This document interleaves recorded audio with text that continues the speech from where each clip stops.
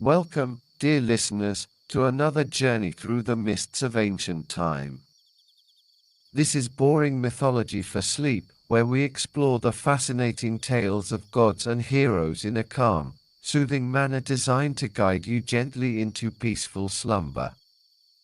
Tonight, we venture into the sun-baked sands of ancient Egypt, to a time when the Nile flowed with life and mystery, and the gods walked among mortals in forms both wondrous and strange. Our story tonight centers on one of the most enigmatic and powerful deities of the Egyptian pantheon, Anubis, the jackal-headed god of death, mummification, and the afterlife. His tale is one of devotion, transformation, and eternal vigilance. It is a story that has echoed through millennia, whispered in the shadows of pyramids and carved into the walls of tombs where pharaohs sleep their eternal sleep. So settle into your bed, adjust your pillows, and let your breathing slow. If you find this journey through ancient mythology helpful for your rest, please consider liking this video and subscribing to our channel. Now, let us begin our descent into the realm of Anubis, where the living meet the dead, and where every soul must face judgment. In the beginning, before the great pyramids rose from the desert floor, before the pharaohs claimed dominion over the two lands, there was only the primordial waters of Nun. From these waters emerged the first gods, and among them was Ra, the sun god, whose light brought order to chaos. But our story does not begin with Ra, though his presence illuminates all that follows. Our story begins with a god of the earth and a goddess of the sky, whose forbidden love would birth a legend. Geb was the god of the earth itself, his body forming the very ground upon which all creatures walked. His skin was the color of fertile soil after the Nile's flooding, rich and dark and full of promise.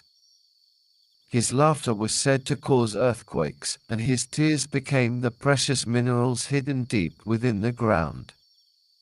Nut was the goddess of the sky, her body arching over the world like a protective canopy, adorned with stars that were said to be her children, born each evening and swallowed each dawn. Her body was painted the deep blue of the evening sky, and diamonds of light scattered across her form marked the constellations that sailors and travelers used to navigate the world.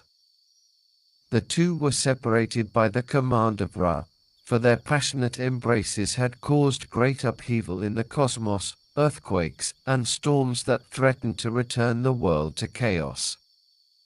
Ra, in his wisdom and his jealousy, commanded Shu, the god of air, to stand between them, holding Nut aloft so that she could never again lie with Geb. And so they remained, forever reaching for each other, forever denied, able only to gaze upon one another across the infinite distance that Shu maintained between earth and sky. Yet despite Ra's decree, Geb and Nut found ways to be together in those stolen moments between dusk and dawn, when the boundaries of the world grew thin and the vigilance of the other gods relaxed.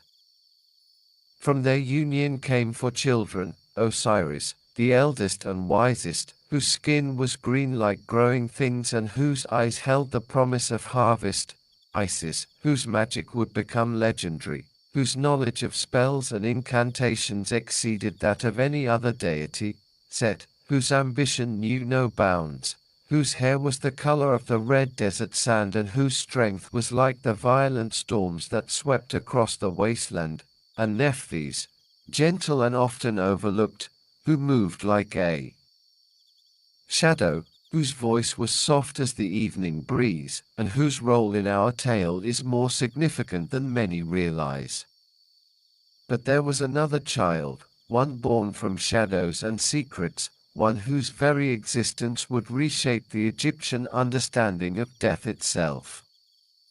Nephthys, married to her brother Set as was the custom among the gods, found herself unhappy in this union. Set was a god of chaos, of storms and violence, of the harsh desert that lay beyond the fertile lands of the Nile. He was not cruel by nature, but he was wild and untamed, unpredictable as a sandstorm, fierce as the sun at midday.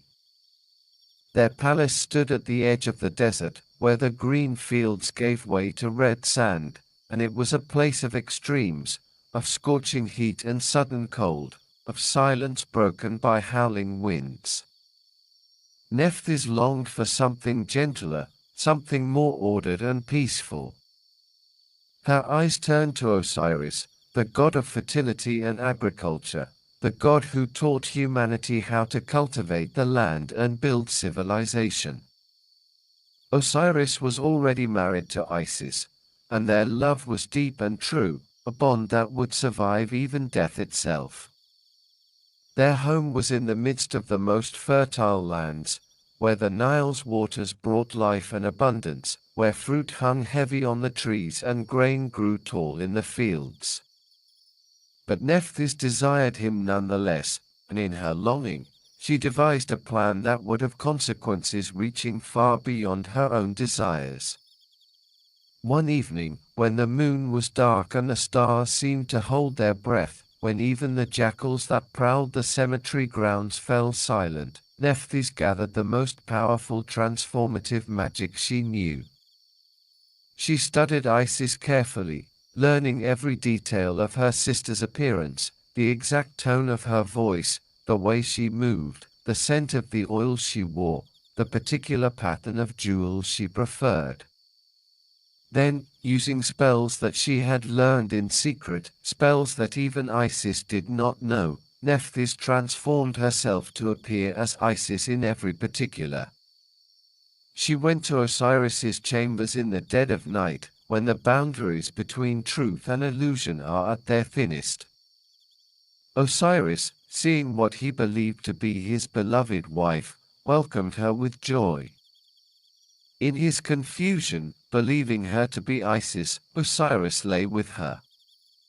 And from this single night of deception, from this moment of stolen intimacy, came a child who would change the fate of every soul that ever lived or would live in Egypt. When Nephthys felt the child quickening within her, she knew that she could not keep this secret hidden forever. Set, despite his chaotic nature, was not stupid. He would count the months, would notice the signs, would eventually discover her betrayal. And Set's rage, when roused, was legendary. He had once fought a sea serpent for 7 days and 7 nights without rest. He had thrown mountains in his anger and dried up rivers with his fury. When the child was born, he did not look like the other gods.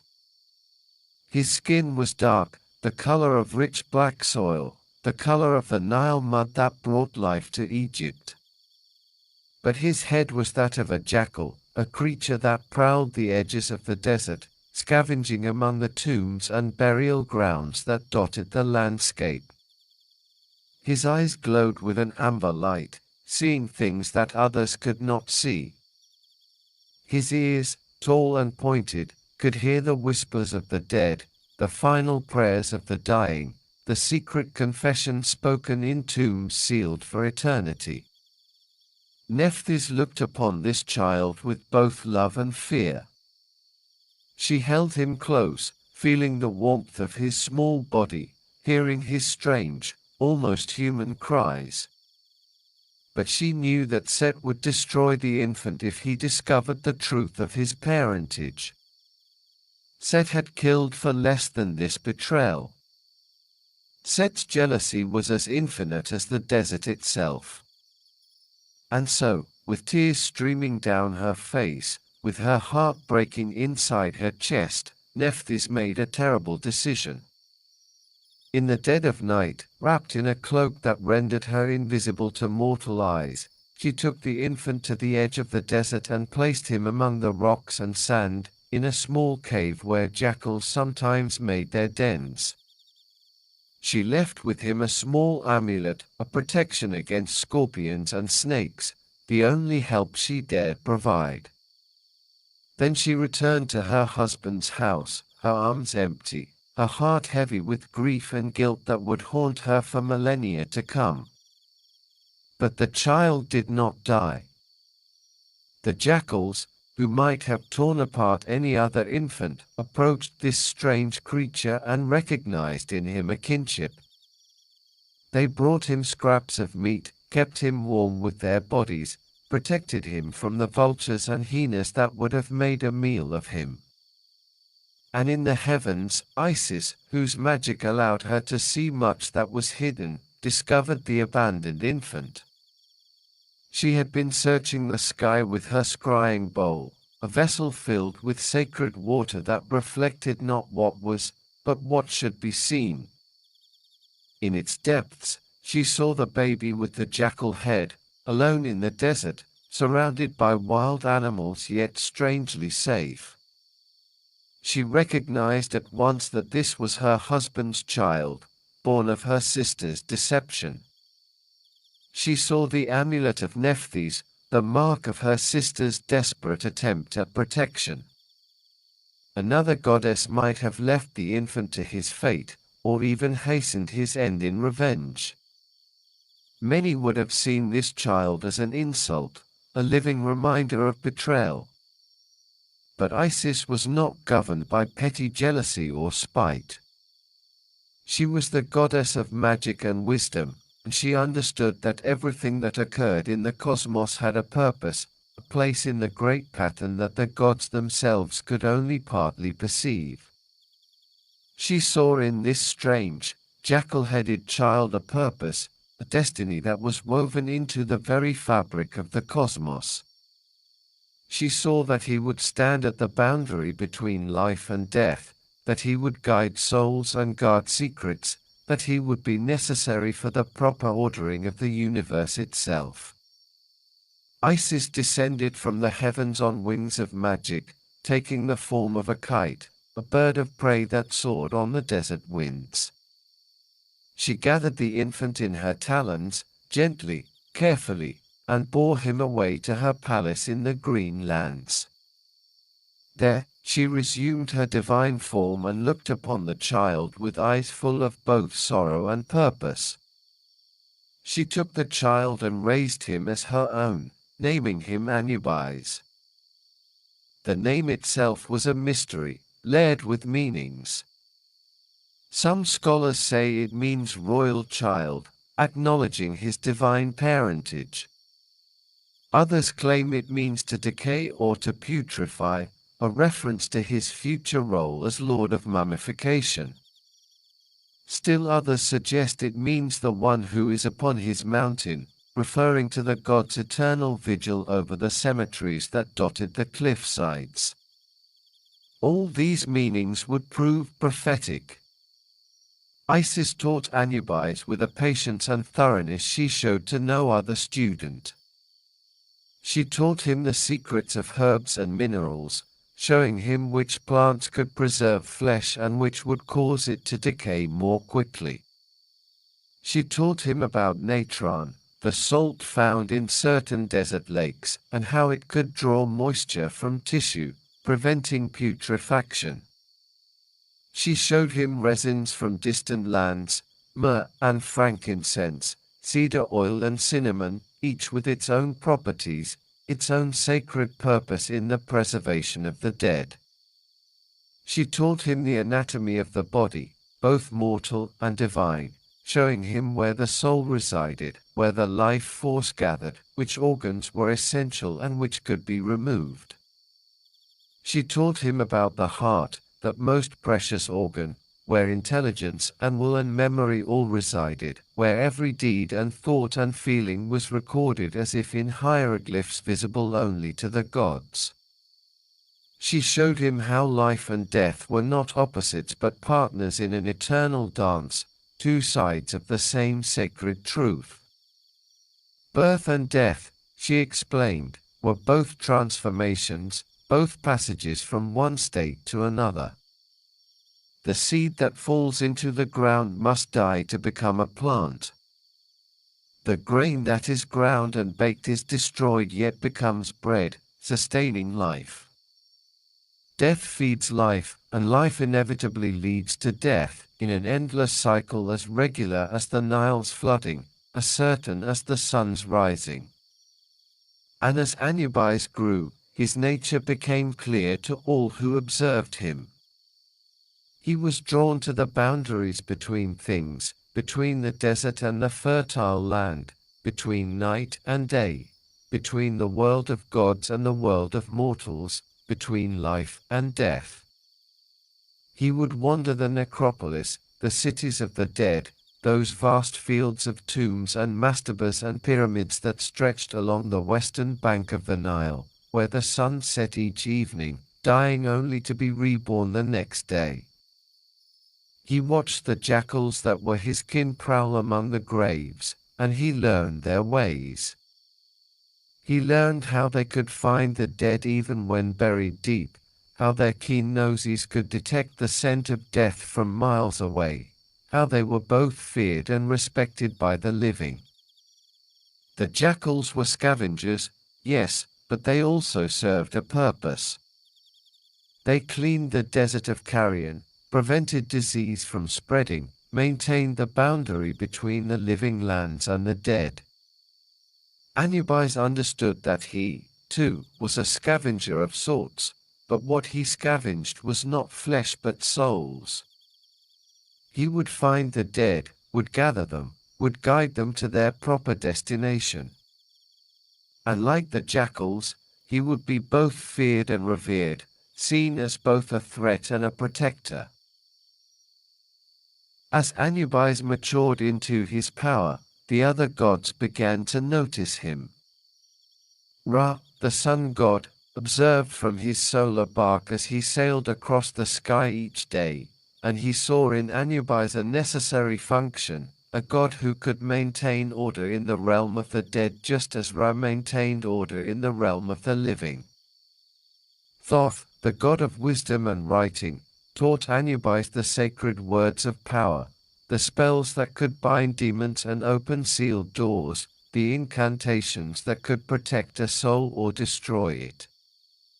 Atha, the goddess of love and joy, looked upon Anubis with maternal affection, for she saw that beneath his fearsome appearance lay a gentle heart.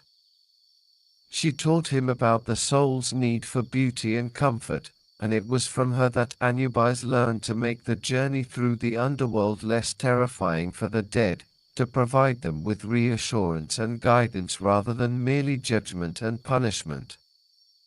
But Anubis was not like Osiris, who brought life and growth.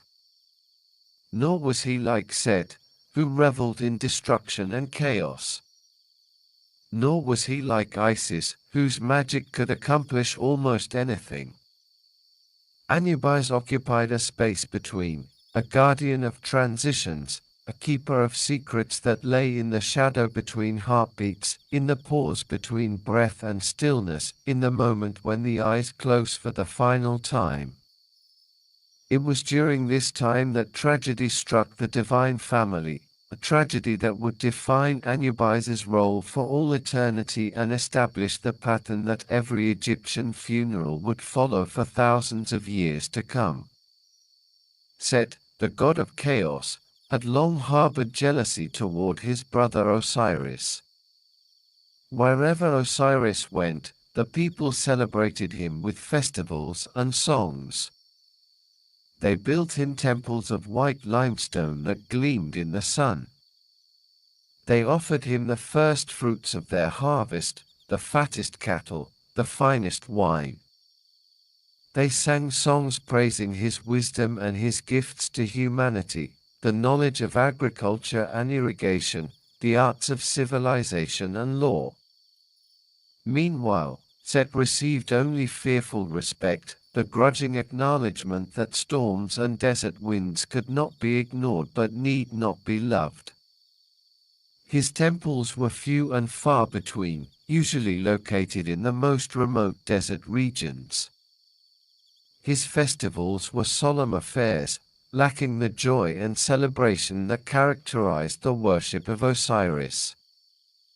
His followers were often outcasts and wanderers, people of the desert fringes rather than the civilized Nile Valley. This jealousy festered in Set's heart like a wound that would not heal, growing more infected and painful with each passing year. He began to plot his brother's downfall, spending long hours in the Red Desert, thinking and scheming, consulting with demons and spirits of the wasteland. His heart grew as hard as the desert stone, as cold as the desert night. Finally, he conceived a plan so cunning that he was certain it could not fail, a plan that would rid him of his brother forever and perhaps elevate him to Osiris's position in the eyes of gods and mortals alike. Set commissioned the finest craftsmen in Egypt to build a coffin, a sarcophagus so beautiful that it would be the envy of any god or mortal who saw it. He spared no expense. The wood was cedar from Lebanon, the finest available, its grain so smooth and perfect that it seemed to glow from within. The interior was lined with gold leaf, hammered so thin it was nearly transparent. The exterior was inlaid with precious stones, lapis lazuli from Afghanistan, turquoise from Sinai, carnelian from the eastern desert, each stone chosen for its color and brilliance. But this was no ordinary coffin. Set had it made to the exact measurements of Osiris's body, so precise that only the god of fertility could fit inside it perfectly. He measured Osiris in secret, observing him from a distance, calculating the length of his limbs, the breadth of his shoulders, the depth of his chest. Every dimension was recorded and given to the craftsman with instructions that not even a hair's breadth of deviation would be tolerated. The craftsmen worked for months, checking and rechecking their measurements, sanding and polishing until the interior was as smooth as glass. When they finally presented the finished sarcophagus to Set, even he was impressed by its beauty. It was a masterpiece, a work of art that would be treasured for eternity. But for Set, it was simply a trap, the most elaborate and expensive trap ever devised. Then Set threw a great feast, inviting all the gods and many of the nobles of Egypt. He held it in a magnificent palace he had constructed specifically for this purpose, a building of such splendor that even the gods were impressed. The columns were carved from single pieces of granite, each one depicting scenes from the creation of the world.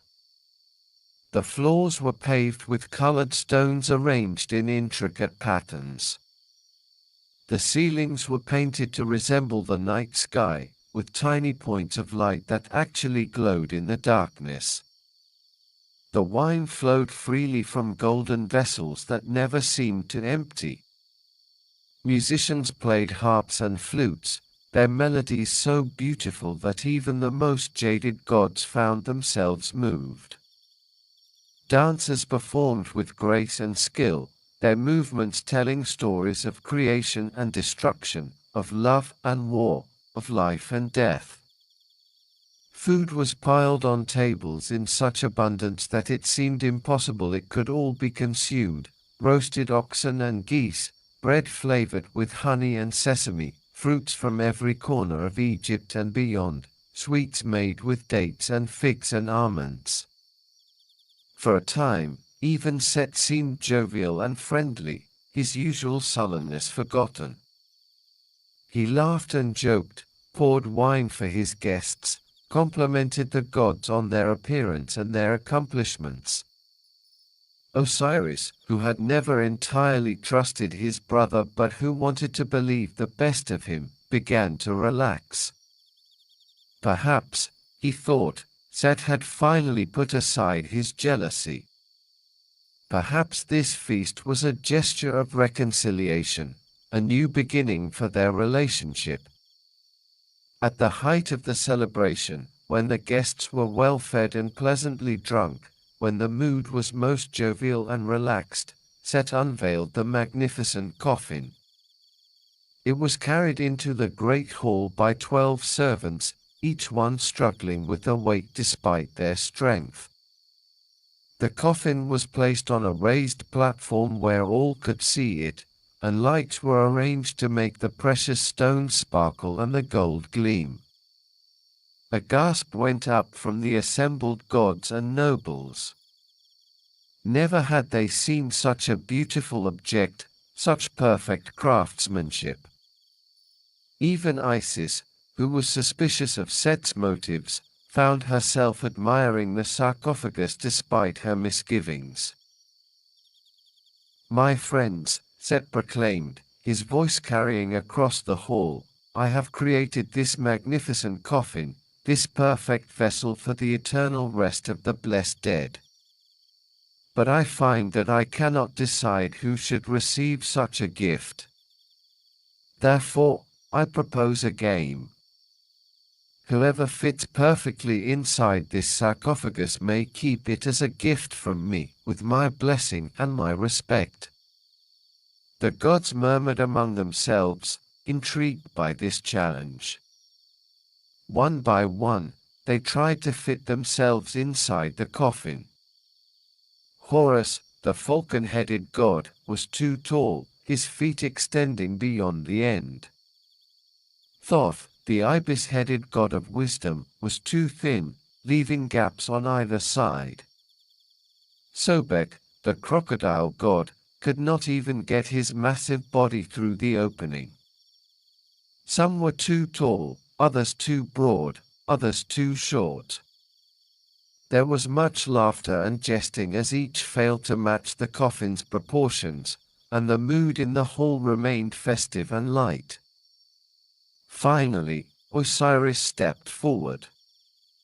"Perhaps I should try," he said with a smile. "It would be a shame for such a beautiful object to go unclaimed." Isis felt a sudden chill, a premonition of danger that made her reach out toward her husband. But it was too late. Osiris was already climbing onto the platform, already lowering himself into the sarcophagus. As he lay down inside the coffin, his body fit perfectly, exactly, as Set had known it would. His head rested comfortably on the headrest, his feet reached precisely to the foot, his shoulders aligned perfectly with the width. It was as if the coffin had been made for him alone, which of course it had been. A perfect fit! Osiris exclaimed, his voice echoing strangely from within the coffin. "Brother, you have outdone yourself. This is truly a masterpiece." In that moment, Set's expression changed. The jovial mask fell away, revealing the hatred and jealousy that had always lurked beneath. He gave a signal, and in an instant, 72 men who had been waiting for this moment, co-conspirators that Set had carefully recruited and bribed, rushed forward from where they had been hidden around the hall. They slammed the lid shut with a sound like thunder, and Osiris, suddenly understanding the trap he had fallen into, pounded against the lid from the inside. His voice could be heard, muffled and desperate, calling for help, calling for Isis. But the 72 men were already at work, their hammers striking nails with terrible rhythm, sealing the lid closed with iron nails driven deep into the wood. The gods in the hall were frozen in shock, unable to believe what they were witnessing. Some moved to help, but Set's followers blocked their way, weapons drawn. The hammering continued, methodical and merciless, until the lid was secured with hundreds of nails, making it impossible to open from inside or out. Then, to ensure that nothing could escape, the conspirators poured molten lead into the seams between the lid and the body of the coffin. The lead hissed and smoked as it cooled, creating an absolutely perfect seal.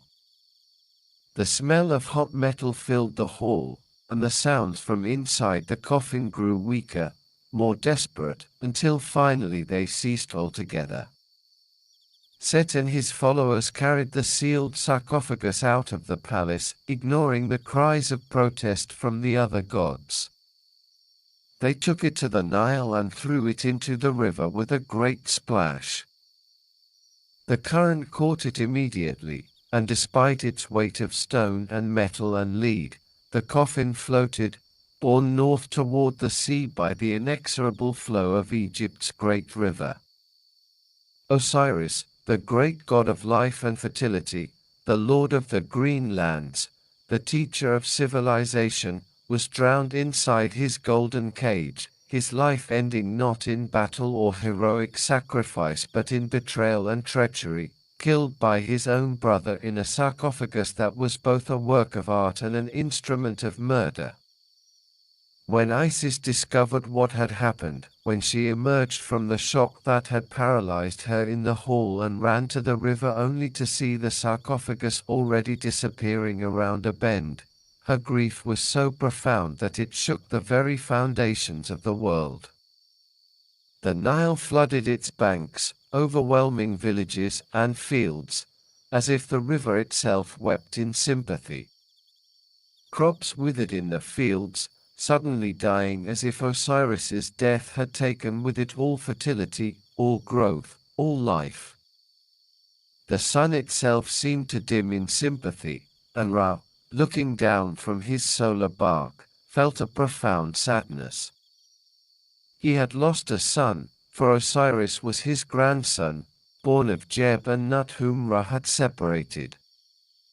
But more than that, the cosmic order itself had been disrupted. A god had been murdered, and not in honest combat but through deception and betrayal. This was a violation of Ma'at, of the fundamental order of the universe, and it could not stand unpunished. But Isis was not one to surrender to despair, despite the overwhelming nature of her grief. She was the goddess of magic and wisdom, and she understood that grief without action accomplished nothing. She cut off a lock of her hair as a sign of mourning, a gesture that would be copied by Egyptian women for millennia to come. She put on mourning clothes, simple linen dyed the color of mud, leaving aside her usual finery. And then she set out to find her husband's body, determined that he would receive proper burial, that he would not be lost forever to the waters of the Nile and the sea beyond. Her search took her across Egypt and into distant lands, a journey that would become legendary, told and retold in temples and homes throughout the land. She followed every rumor, questioned every traveler, spoke to fishermen and sailors and merchants. She used all her considerable magic to trace the path of the coffin, scrying in bowls of sacred water, consulting with spirits and demons, transforming herself into different forms to search both sky and earth. She walked barefoot across the desert, feeling the hot sand burn her feet. She waded through marshes where crocodiles lurked and hippopotami bellowed. She climbed mountains and crossed rivers, never resting, never giving up, driven by a love so profound that it would not accept defeat even in the face of death itself. Finally, after months of searching, after traveling to the very edges of the known world, she learned that the sarcophagus had washed ashore in Byblos, a city far to the north on the coast of the Mediterranean Sea. The people of Byblos, seeing the beautiful coffin floating in the surf, had been amazed but did not dare to open it, sensing that it contained something powerful and possibly dangerous. But something even more remarkable had occurred. A great tamarisk tree had grown around the coffin with supernatural speed, enclosing it completely within its trunk. The tree had grown so large and so beautiful, its wood so fragrant and perfect, that it had attracted the attention of the king of Byblos himself. The king, not knowing what the tree contained, had ordered it cut down. His craftsman had shaped it into a magnificent pillar, which now supported the roof of his palace. The pillar was admired by all who saw it, for it was perfectly straight and smooth, and it filled the palace with a sweet, mysterious fragrance that no one could quite identify but that everyone found strangely moving. Isis, through her magic, learned all of this. She traveled to Byblos disguised as an old woman, a wanderer seeking work. She ingratiated herself with the queen's handmaidens, sitting by the fountain where they came to draw water, braiding their hair and perfuming them with her breath, which carried with it the scent of flowers and honey. The handmaidens were so charmed by this mysterious old woman that they brought her to the queen's attention. The queen, impressed by the old woman's skill and gentle manner, hired her as a nursemaid for her infant son. Isis cared for the child with great tenderness, for she had always loved children, and she grew fond of this innocent baby. But she also had an ulterior motive. Each night, after the household was asleep, she would place the baby in the fire, burning away his mortal nature, intending to make him immortal as a gift to the queen who had shown her kindness. One night, the queen happened to pass by the nursery and saw her child in the flames. She screamed in terror and rushed to save him, pulling him from the fire. Isis, her ritual interrupted, revealed her true divine form, blazing with light that forced the queen to shield her eyes. "Foolish woman," Isis said, her voice filled with both power and sadness, "I was making your son immortal, burning away his mortality. But you have interrupted the magic, and now he must remain mortal like all other men." The queen fell to her knees, terrified and awed by the presence of a goddess in her palace. "Forgive me, great lady," she begged. "I did not understand. How can I make amends for my mistake?" Isis looked at the queen with eyes that held oceans of sorrow. "There is only one thing I desire," she said. "Give me the pillar that supports your palace roof, for it contains something precious to me, something I have searched for across the entire world." The king and queen, though confused by this request, could not refuse a goddess. They had the pillar carefully removed and brought to Isis. With a touch of her hand, the wood split open, revealing the golden sarcophagus within, still sealed with lead, still holding the body of her beloved Osiris. Isis wept over the coffin, her tears falling like rain upon the golden surface. Then, carefully, reverently, she opened the seal, breaking the lead that Set's followers had poured into the seams. When she finally lifted the lid and looked upon Osiris's face, she found him exactly as he had been in the moment of his death, preserved by the cedar wood and the sealed environment, showing no signs of decay. She brought the coffin back to Egypt, traveling by secret ways, using magic to conceal her passage from Set's spies. She hid the sarcophagus in the marshes of the Nile Delta, in a remote area known only to the birds and fish, while she prepared the rituals that might restore her husband to life. For weeks, Isis labored in secret, gathering the necessary materials, crafting the necessary spells. She spoke with Thoth, the god of wisdom, who taught her incantations that had never been spoken before. She consulted with Ether, who gave her knowledge of herbs and minerals.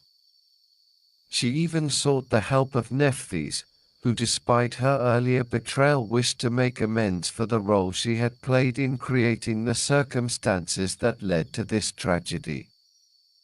But Set learned that his brother's body had returned to Egypt.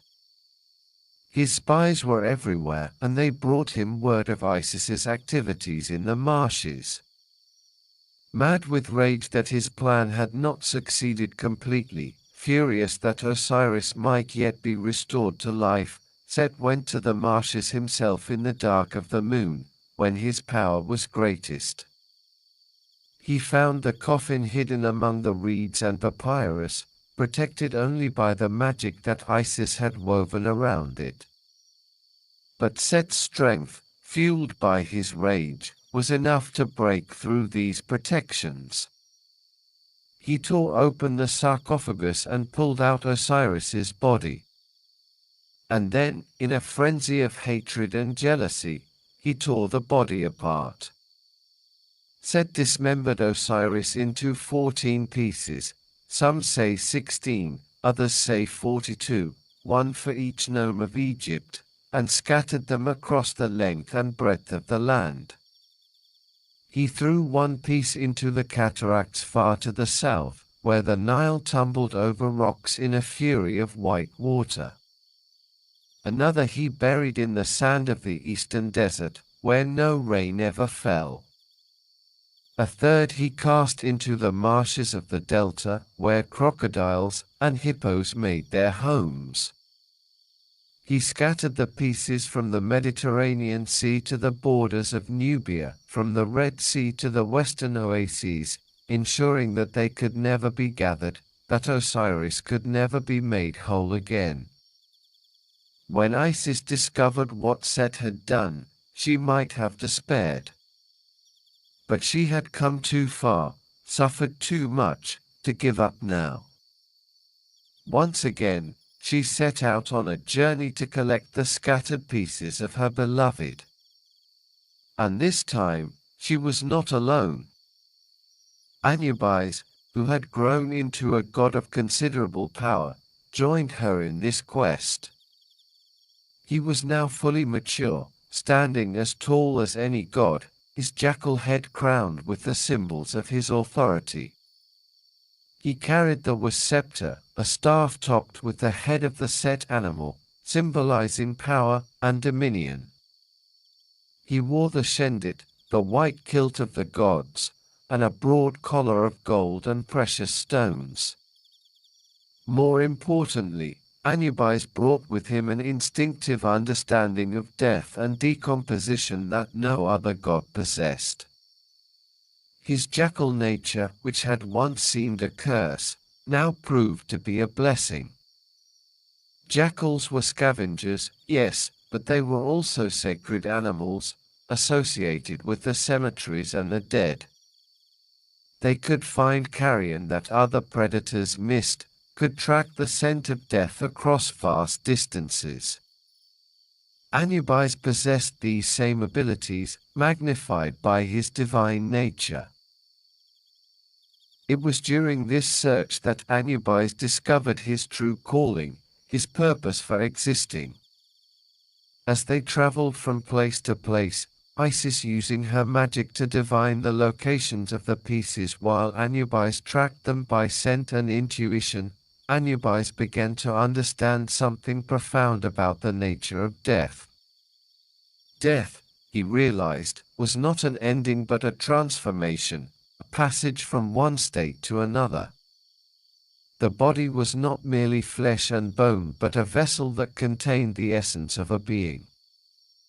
The Egyptians believed that a person had several souls, the Ba, which was the personality, the Ka, which was the life force, the Ark, which was the transformed spirit, the Ib, which was the heart and seat of intelligence, and the Ren, which was the name, perhaps the most important aspect of all, for if a person's name was forgotten or destroyed, they ceased to exist even in the afterlife. All of these souls needed a physical anchor, a place to return to, and that anchor was the body itself. If the body decayed completely, if it was scattered or destroyed, then the souls would have nowhere to go, would dissipate like morning mist under the sun. This was the second death, the true death, from which there was no return. But if the body could be preserved, if it could be treated with the proper respect and prepared with the correct rituals, then the souls might continue, might find a way to exist beyond the moment of death. This was the great revelation that came to Anubis as he searched for the pieces of his father. He studied each piece as they found it, noting how it had been affected by its exposure to the elements, to water and sun and desert air.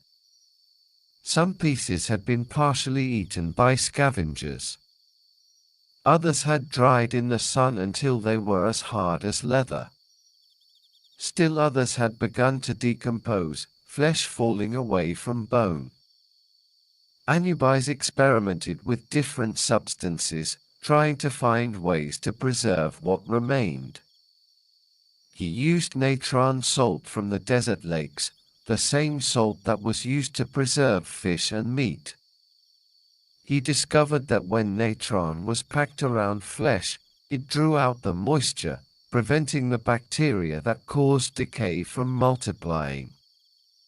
The tissue dried and hardened, becoming stable, no longer subject to putrefaction. He tried different oils, cassia oil from distant lands, cedar oil from Lebanon, juniper oil from the mountains. Each had different properties. Some prevented insects from laying eggs in the flesh. Others had pleasant scents that masked the odor of death. Still others seemed to have preservative qualities, penetrating the tissue and preventing decay from within. He experimented with resins, myrrh and frankincense, which came from trees that grew in the lands to the south and east. These resins, when melted and applied to dried tissue, formed a protective coating that was impervious to moisture and insects.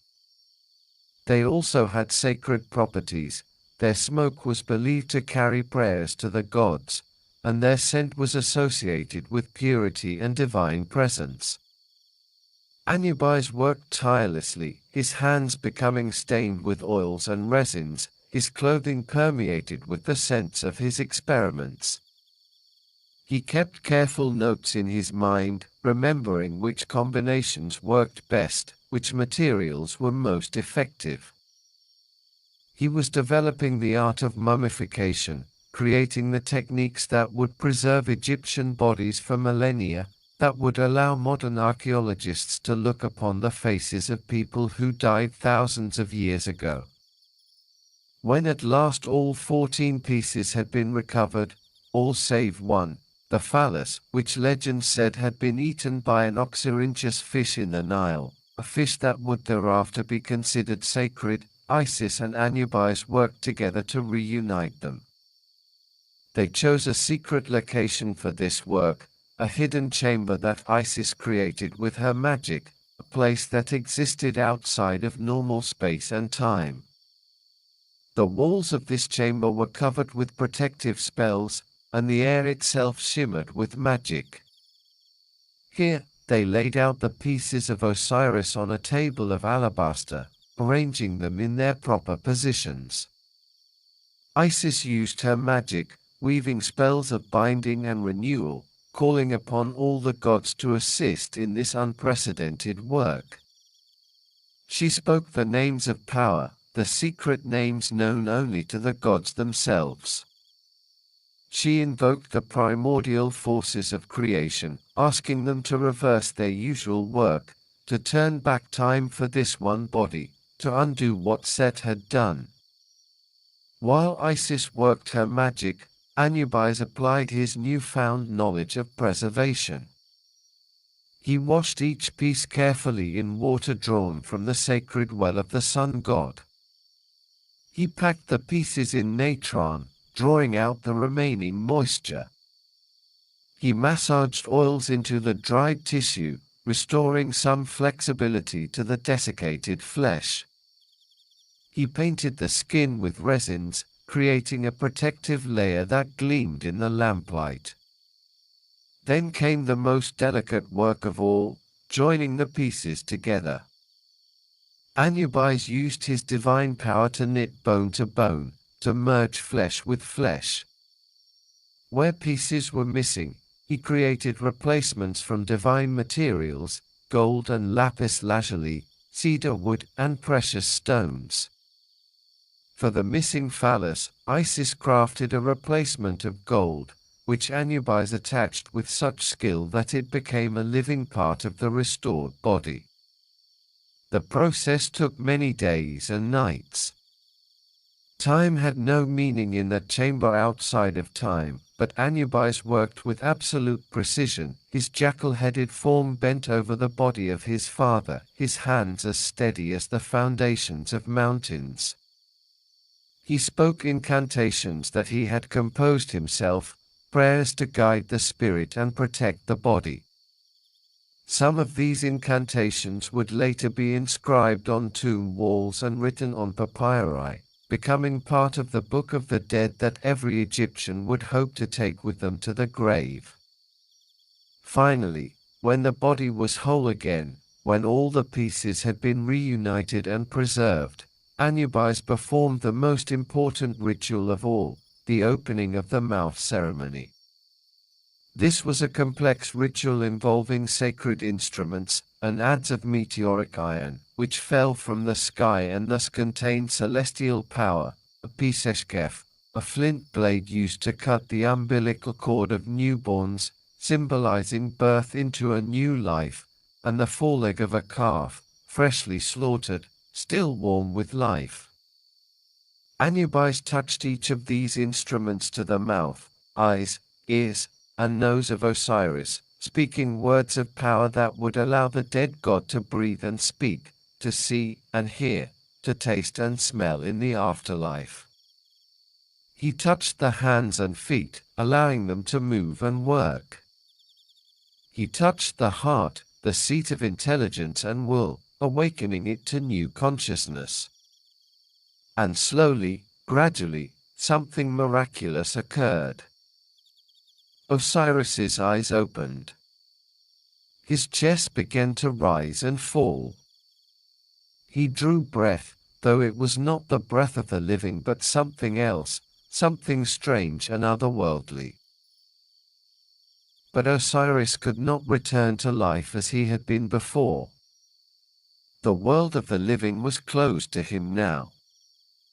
Death had changed him fundamentally, had transformed him into something new. His skin, once the healthy green of growing things, was now tinged with black, the color of the fertile Nile mud, the color of the earth that receives the dead. His eyes, once warm and full of life, were now distant, seeing things that the living could not see. He could not dissipate into nothingness, for Isis's magic and Anubis's skill had prevented that. Instead, he transformed, becoming something new, something that had never existed before, the lord of the underworld, the judge of the dead, the king of the Duat, that mysterious realm where souls journeyed after death. Osiris rose from the alabaster table and looked upon Isis and Anubis. "You have saved me from complete destruction," he said, his voice echoing strangely, as if coming from a great distance. "But I cannot return to the world of the living. I am changed. I am become death itself, or rather, I am become the master of death, the king of those who have died." He turned to Anubis, and in his eyes was recognition and gratitude. "You, my son, for I claim you as my son, though you were born of deception, you have discovered something of immense importance. You have learned how to preserve the body, how to maintain the vessel that anchors the soul. This knowledge is precious beyond measure, for it will allow others to follow the path I have walked, to survive death and find new existence in the realm beyond." And Anubis, looking upon his father, understood his destiny fully for the first time. He would be the guide of the dead, the protector of tombs, the master of mummification. He would ensure that others might follow the path that Osiris had walked, that they might be preserved and prepared for their journey into the afterlife. From that day forward, Anubis took up residence at the threshold between life and death. He made his home in the cemeteries and necropolises, among the jackals that were his sacred animals. He established his domain in the tombs and burial chambers, in the places where the living came to remember the dead, where offerings were made and prayers were spoken. Mortals who prepared the dead for burial called upon his name and claimed to work under his guidance. The embalmers, those priests who mummified the bodies of pharaohs and nobles, wore jackal masks in his honor, transforming themselves symbolically into the god himself. They worked in underground chambers called Penefa, the house of beauty or the house of perfection, where bodies were transformed from corruption into eternal forms. The process of mummification, as Anubis taught it to the priests, was long and complex, requiring 70 days to complete.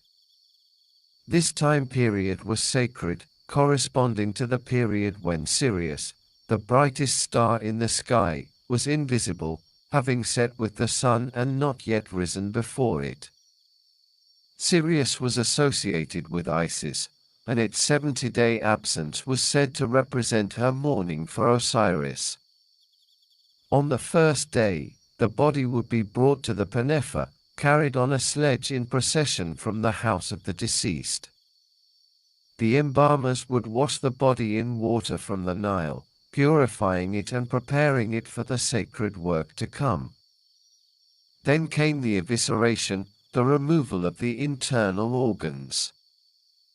The embalmers would make an incision in the left side of the abdomen, reaching in to remove the stomach, intestines, liver, and lungs. Each of these organs would be washed in palm wine and natron, then dried and wrapped separately. They would be placed in canopic jars, each protected by one of the 4 sons of Horus. Imseti guarded the liver, Hapi the lungs, Duamutef the stomach, and Kabesanuf the intestines. The heart was left in place, for it was the seat of intelligence and will, and it would be needed in the afterlife for the weighing ceremony. The brain, which the Egyptians did not recognize as important, was removed through the nose using a hook, then discarded. The empty body cavity would be washed with palm wine and packed with natron, the sacred salt that would draw out the moisture. The entire body would be covered in natron as well, creating a drying bed that would preserve the flesh. For 40 days, the body would remain in natron, drying and hardening. The embalmers would check it regularly, replacing the natron when it became saturated with moisture, ensuring that the drying process continued evenly throughout the body. When the body was completely dried, it would be removed from the natron and washed again. Now came the most skilled work, making the body look as lifelike as possible. The embalmers would pack the empty body cavity with linen and sawdust mixed with spices and resins, recreating the natural shape. They would place false eyes in the sockets, made of glass or stone, giving the mummy a lifelike appearance. They would coat the skin with oils and resins, restoring some of its color and flexibility. Then came the wrapping, layer upon layer of linen strips, each one carefully positioned, each one anointed with resins and oils. Between the layers, the embalmers would place amulets, sacred objects designed to protect the deceased and empower them in the afterlife. The heart scarab, inscribed with a spell to prevent the heart from testifying against the deceased during judgment. The D-jed pillar, symbol of stability and endurance. The Duat knot, representing the protective power of Isis. The wed Jat eye, providing protection and wholeness. As they wrapped the body, the embalmers spoke incantations, prayers to Anubis and the other gods, asking for protection and guidance for the deceased. These prayers were part of a growing body of religious literature that would eventually be collected into the Book of the Dead, the most important religious text in Egyptian history. The wrapping took many days, for it had to be done carefully and properly. The embalmers worked from the extremities inward, wrapping each finger and toe individually, then the hands and feet, then the arms and legs, then the torso and head. The final layer would be a linen shroud, often decorated with painted scenes showing the deceased before the gods, or with hieroglyphic inscriptions invoking divine protection. Finally, a mask would be placed over the face, usually made of cartonnage, layers of linen and plaster painted and gilded. For the wealthy and powerful, these masks might be made of solid gold, inlaid with precious stones. The masks showed the deceased in idealized form, young and beautiful, as they hoped to appear for eternity. When the mummification was complete, the body would be placed in a series of nested coffins, each one more elaborate than the last. The innermost coffin might be human-shaped, following the contours of the body. The next might be rectangular, made of wood and painted with protective scenes and spells.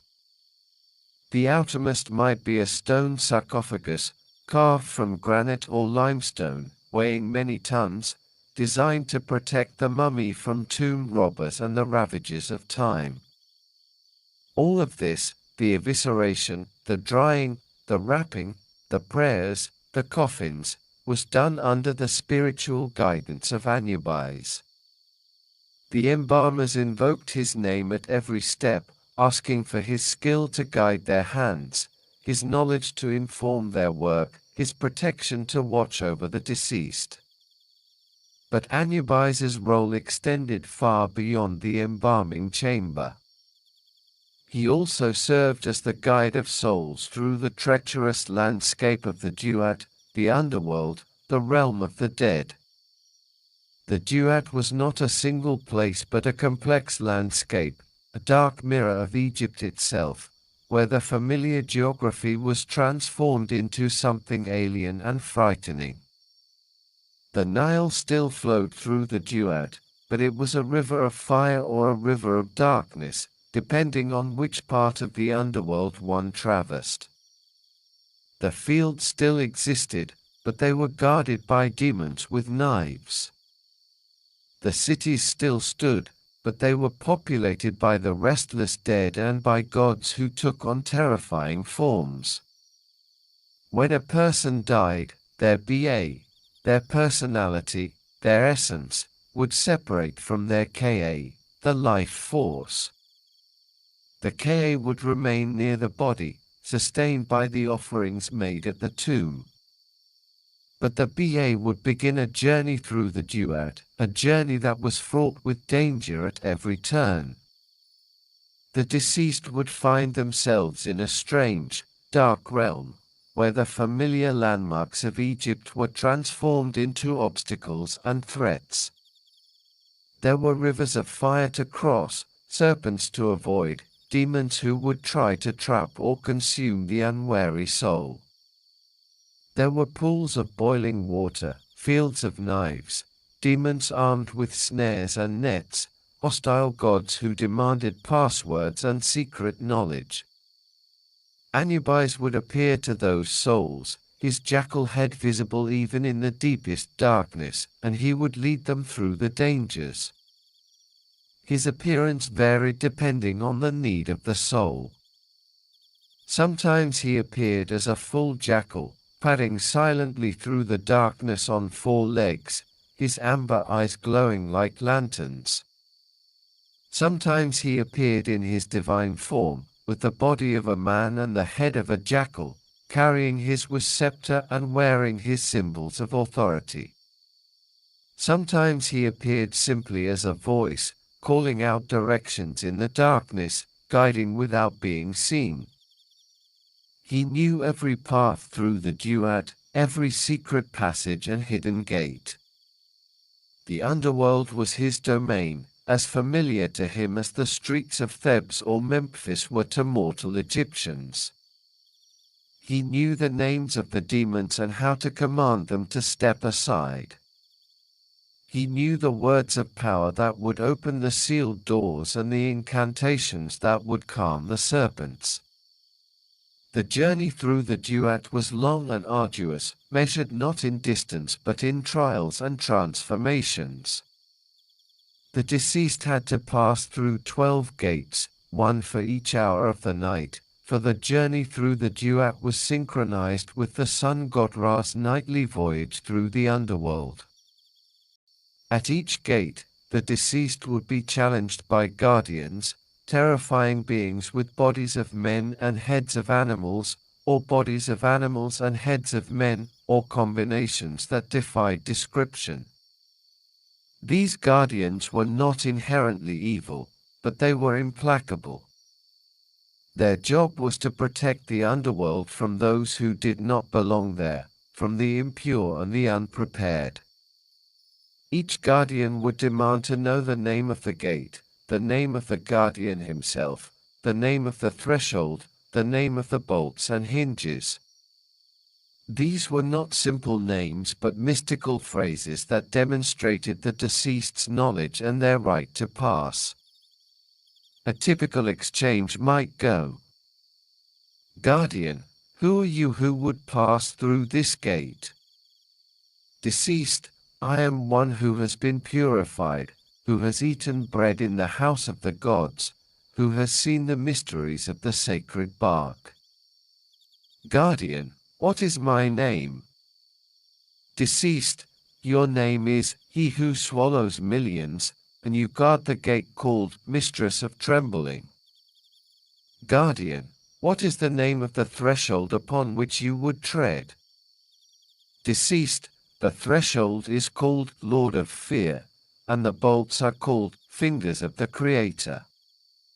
Only when all these questions had been answered correctly would the guardian step aside and allow the deceased to pass. If the deceased could not answer, they would be turned away, cast into the outer darkness where hungry spirits prowled, condemned to wander forever in the liminal spaces between life and death, never truly alive but never granted true death either. But those who had been properly prepared, whose bodies had been mummified and whose tombs contained the proper spells and talismans, could answer the challenges. The Book of the Dead, the collection of spells and instructions that the Egyptians placed in tombs, contained all the knowledge a deceased person needed to navigate the Duat. It gave the names of the gates and guardians, provided the correct responses to challenges, explained the geography of the underworld, and offered protection against the many dangers that threatened the deceased. And Anubis, ever watchful, would ensure that those who had earned safe passage received it. He would stand nearby as the deceased faced each challenge, ready to intervene if the guardians became too aggressive, ready to remind the deceased of the correct responses if they faltered. The journey culminated in the Hall of Two Truths, a vast chamber where Osiris sat upon his throne, presiding over the judgment of the dead. This was the moment that every soul both anticipated and feared, for here their fate would be decided for all eternity. The Hall of Two Truths was a place of perfect order and terrible justice. The chamber itself was enormous, its ceiling supported by columns carved to resemble papyrus plants, as if the hall were a sacred marsh. The floor was polished to a mirror shine, reflecting everything that occurred upon it, making it impossible to hide any falsehood or deception. 42 divine judges lined the walls, each representing a different nome, a different region of Egypt. These judges were not there to deliberate or debate. They were witnesses, their role to observe and remember, to ensure that the judgment was carried out fairly and that its results were recorded accurately. At the far end of the hall, Osiris sat upon his throne of gold and lapis lazuli. He wore the Atef crown, the white crown of Upper Egypt adorned with ostrich feathers and the horns of a ram. In his hands, he held the crook and flail, symbols of kingship and authority. His skin was black or green, the color of death and regeneration, and his eyes were ancient, having seen countless souls stand before him in judgment. Beside Osiris stood other gods, Isis, his faithful wife, who would speak on behalf of the deceased if they had shown devotion to her during life, Nephthys, her sister, who mourned with those who had lost loved ones, Thoth, the ibis-headed god of wisdom, who would record the results of the judgment, and Ma'at herself, the goddess of truth and cosmic order, whose feather would be used to weigh the heart. But the center of the hall was dominated by one object, a great scale, its arms perfectly balanced, its construction so precise that it could detect the weight of a single feather, the burden of a single lie. This was the scale of judgment, and it was tended by Anubis himself. Anubis's role in this judgment was crucial and multifaceted. He was the one who escorted the deceased into the hall, who presented them to Osiris and the assembled judges. He was the one who explained the procedure, who calmed the deceased's fears and answered their questions. And most importantly, he was the one who operated the scale. When the deceased stood before Osiris, Anubis would approach them and remove their heart. This was not a physical process but a spiritual one. The heart, the ib, was the seat of intelligence and will, the organ that contained all of a person's deeds, good and evil, their thoughts and intentions, their loves and hatreds. Everything a person had been in life was recorded in their heart, written in hieroglyphs visible only to the gods. Anubis would place the deceased's heart upon one side of the scale, handling it with care and respect, for he understood that he held in his hands the sum total of a human life, with all its joys and sorrows, its triumphs and failures, its moments of nobility and instants of weakness. On the other side of the scale, Anubis would place a single feather, the feather of Ma'at, the goddess of truth and cosmic order. This feather was white and pure, light as air, yet it contained the weight of all that was right and proper in the universe. It represented truth, justice, balance, and cosmic order, all the principles by which the universe functioned and by which humans should conduct their lives. As the deceased stood before Osiris and the 42 judges, they would recite the negative confession, a list of sins they claimed not to have committed. This was not a general protestation of innocence but a specific, detailed catalogue of evil deeds that the deceased swore they had avoided. I have not killed, they would say. I have not stolen. I have not caused pain. I have not caused tears. I have not diminished the food offerings in the temples. I have not told lies.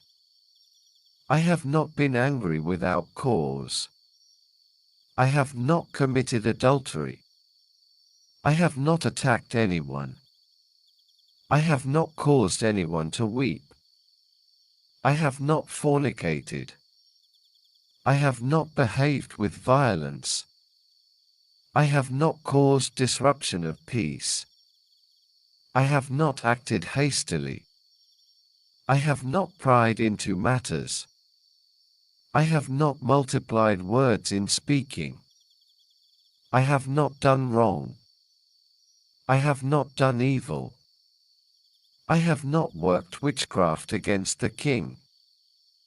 I have not stopped the flow of water. I have not raised my voice. I have not cursed God. I have not acted with arrogance. I have not stolen the property of God.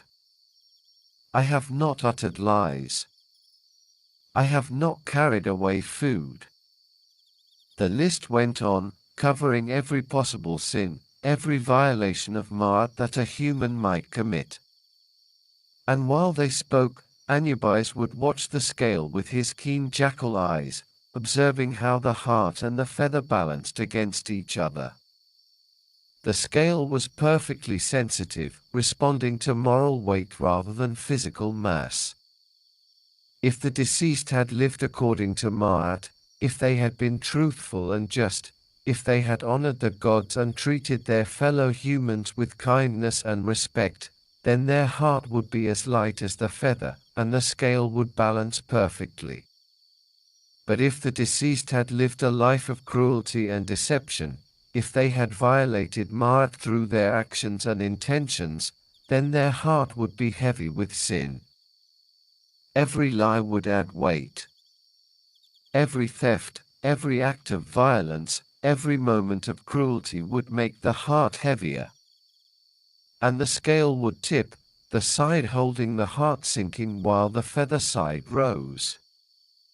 Anubis watched this process with absolute attention, his role critical to ensuring fairness. He would adjust the scale if needed, making sure it was perfectly balanced at the start. He would verify that the heart placed upon it was indeed the deceased's own heart and not some substitute. He would examine the feather to ensure it was a true feather of Ma'at and not some counterfeit. Every detail mattered, for this judgment was final and irrevocable. In the corner of the Hall of Two Truths, partially hidden in shadows but always present, lurked Amit, the devourer of the dead. This creature was terrifying to behold, combining the most dangerous animals known to the Egyptians. She had the head of a crocodile, with massive jaws capable of crushing bone, the forequarters of a lion, with claws like daggers, and the hindquarters of a hippopotamus, massive and unstoppable. Each of these animals was dangerous enough on its own.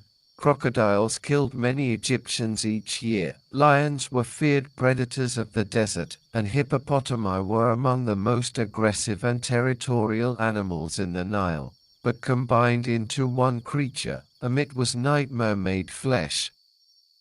If the heart was found wanting, if it was heavy with sin and the scale tipped against the deceased, then Osiris would pronounce judgment. This soul has violated Ma'at, he would declare. They have lived a life of evil, and they cannot enter the field of reeds. Let them receive the second death. And Amit would step forward from the shadows, her crocodile jaws opening wide. She would devour the heart in a single bite, and with it, she would consume the deceased's entire being.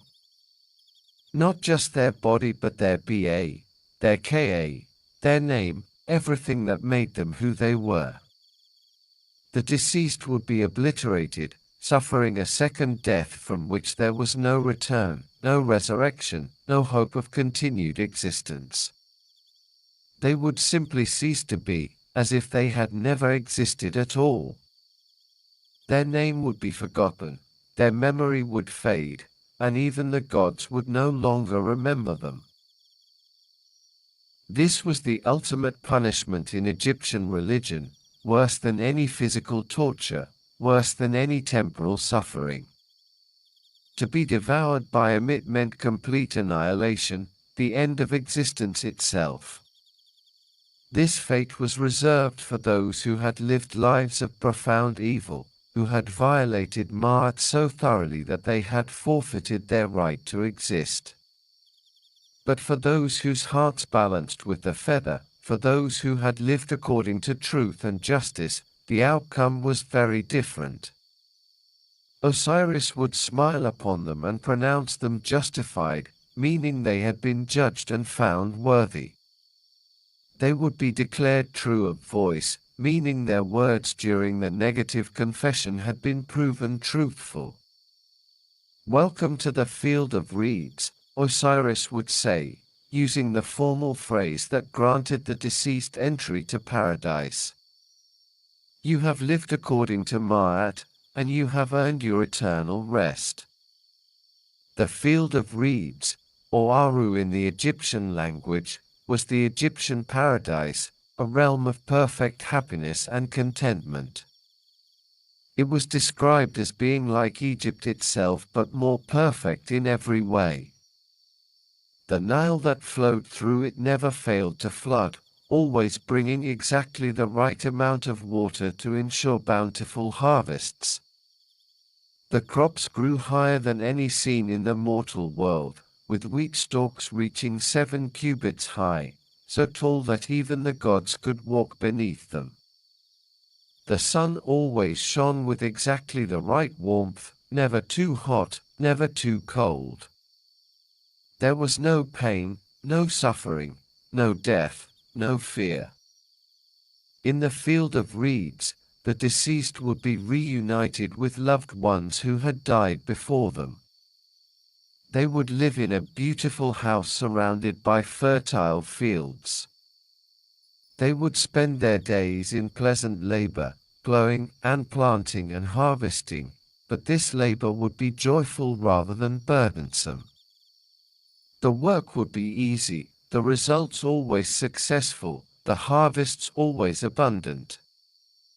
Or, if they preferred, they could use the Shabti figures that had been buried with them, small statuettes, often by the hundreds, that would magically come to life in the afterlife and perform the deceased's labor for them. These Shabtis would do all the work while the deceased relaxed, enjoyed feasts, sailed on the celestial Nile, and basked in the presence of the gods. This moment of judgment, with Anubis holding the heart and watching the scale, became one of the most iconic images in Egyptian art. Countless tomb paintings and papyri show the jackal-headed god in this role, his steady hands ensuring that the scale remains true, that no thumb tips the balance toward mercy or toward damnation. He is shown as impartial, incorruptible, the perfect arbiter between the demands of justice and the hopes of the deceased. The iconography was carefully established and remained consistent for thousands of years. Anubis is always shown in profile, as was the Egyptian artistic convention. His jackal head is black, the color of the fertile soil, the color of regeneration. He wears the shendit, the traditional white kilt of the gods. His hands are on the scale or near it, monitoring its balance with absolute attention. Sometimes he is shown kneeling, examining the balance at eye level to ensure its accuracy. Sometimes he is shown standing, one hand on the scale, the other holding his scepter. Around the scene of judgment are hieroglyphic inscriptions, prayers, and spells designed to help the deceased pass through this critical moment. These texts invoke Anubis specifically, asking for his protection and his fairness. O Anubis, who dwellest in the hall of two truths, great God, Lord of the sacred land, I have come to you. I have brought Ma'at, I have driven away evil. I have not sinned against people. I have not mistreated cattle. I have not committed sin in the place of truth. I have not known that which is not. I have not done evil. May you cause me to go forth justified. There are stories of souls who tried to deceive Anubis or to bribe him into tampering with the scale. These tales, found in various papyri and tomb inscriptions, served as warnings to the living about the futility of such attempts. The gods could not be fooled or corrupted, and any attempt to cheat the judgment would only result in worse punishment. One such story tells of a wealthy merchant named Kimwasit who had lived a life of greed and exploitation during the reign of Rameses II. Kimwasit had accumulated vast wealth through dishonest dealings, charging exorbitant interest on loans, using false weights and measures in his shop, exploiting the poor and vulnerable. But he had also been clever, using some of his wealth to commission a magnificent tomb filled with every luxury, including a papyrus scroll containing all the necessary spells and a golden amulet inscribed with prayers to Anubis. When Kimwasit died and found himself before the scale, he attempted to offer Anubis a portion of the treasure he had been buried with if the god would ensure the scale balanced in his favor.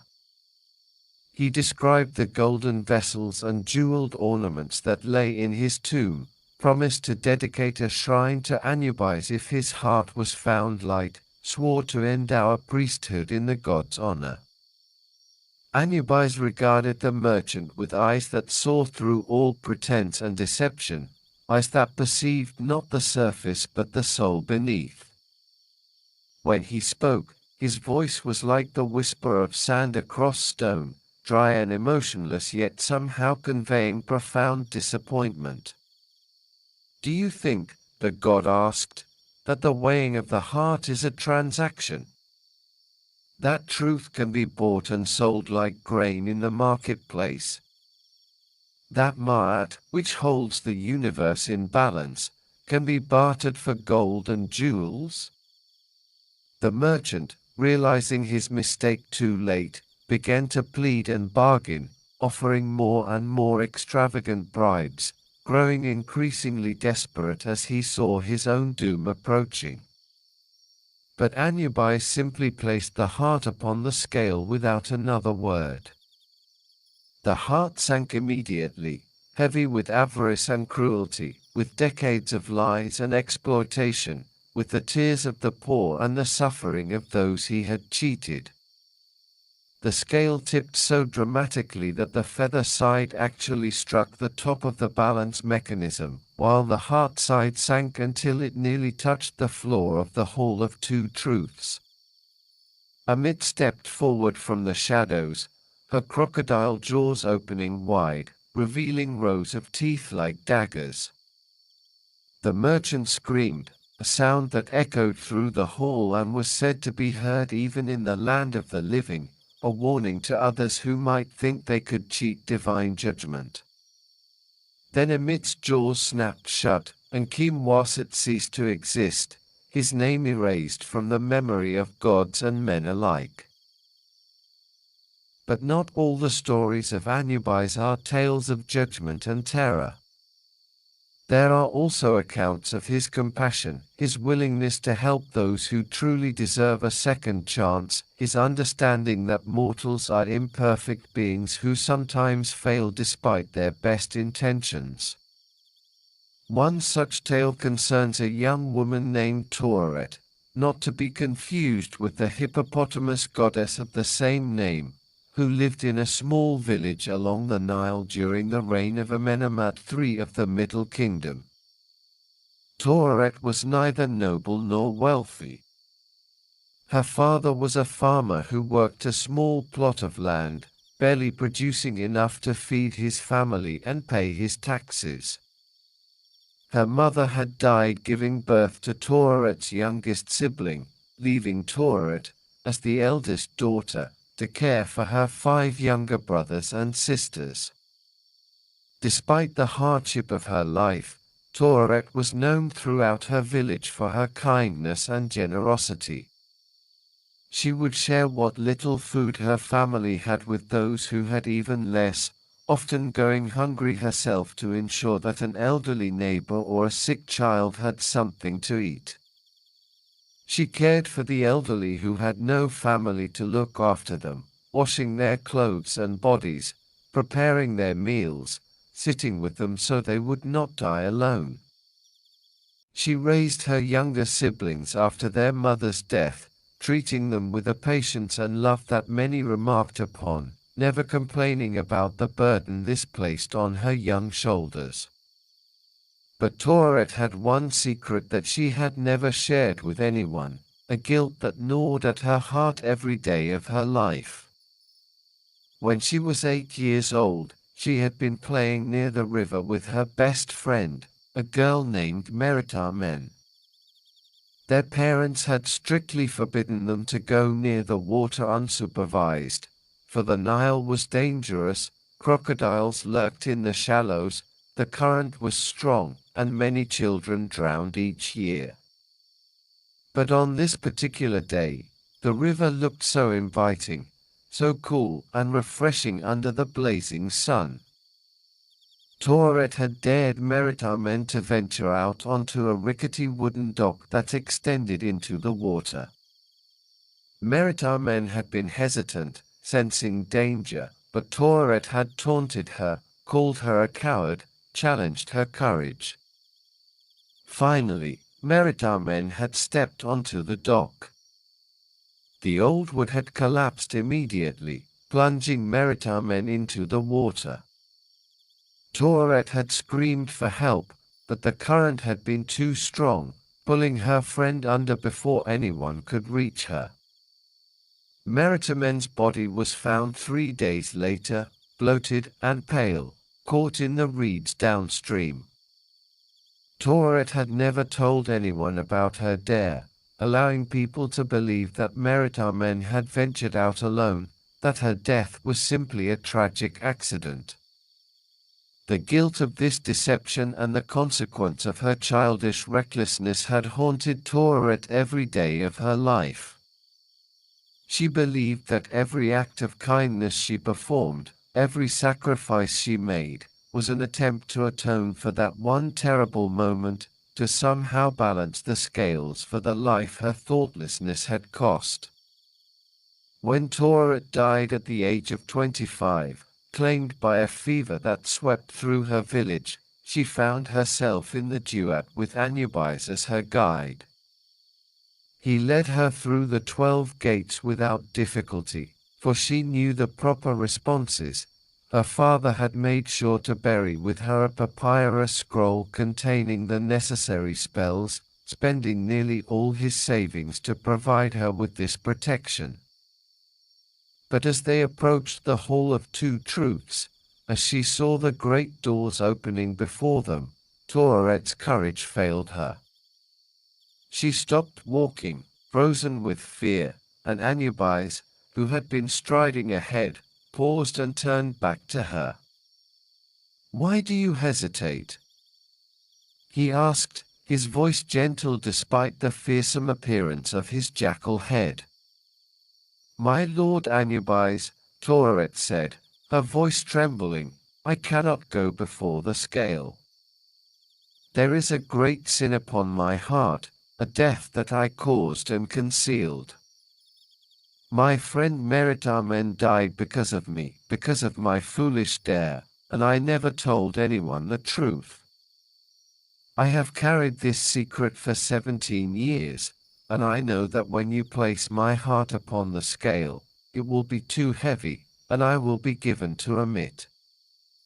Anubis regarded her with his inscrutable jackal gaze, those amber eyes that seemed to see not just the surface but the depths of her soul. "Tell me of this sin," he commanded, and though his voice was stern, there was no anger in it, only a desire to understand. Tauret recounted the story of the dock and her friend's drowning, of how she had remained silent out of fear of punishment, allowing Meritamen's family to believe their daughter's death was purely an accident.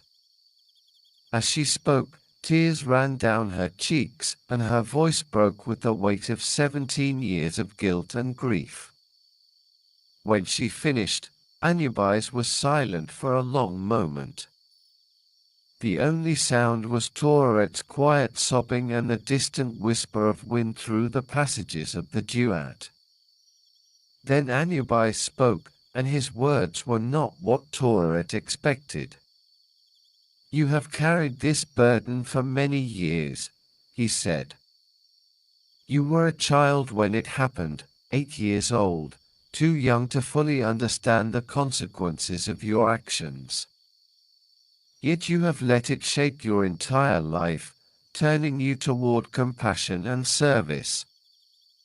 You have saved many lives through your kindness, have prevented many tears through your care. The child you were made a terrible mistake, but the woman you became spent every day of your life trying to atone for it. But will that be enough?" Tauret asked, her voice small and frightened. "Will my heart be light enough, despite what I did, despite my silence?" "There is only one way to know," Anubis replied, and he led her into the Hall of Two Truths. The great chamber opened before them, more vast and more terrible than Tauret had imagined. Osiris sat upon his throne at the far end, his presence filling the space with a kind of heavy gravity that made it difficult to breathe.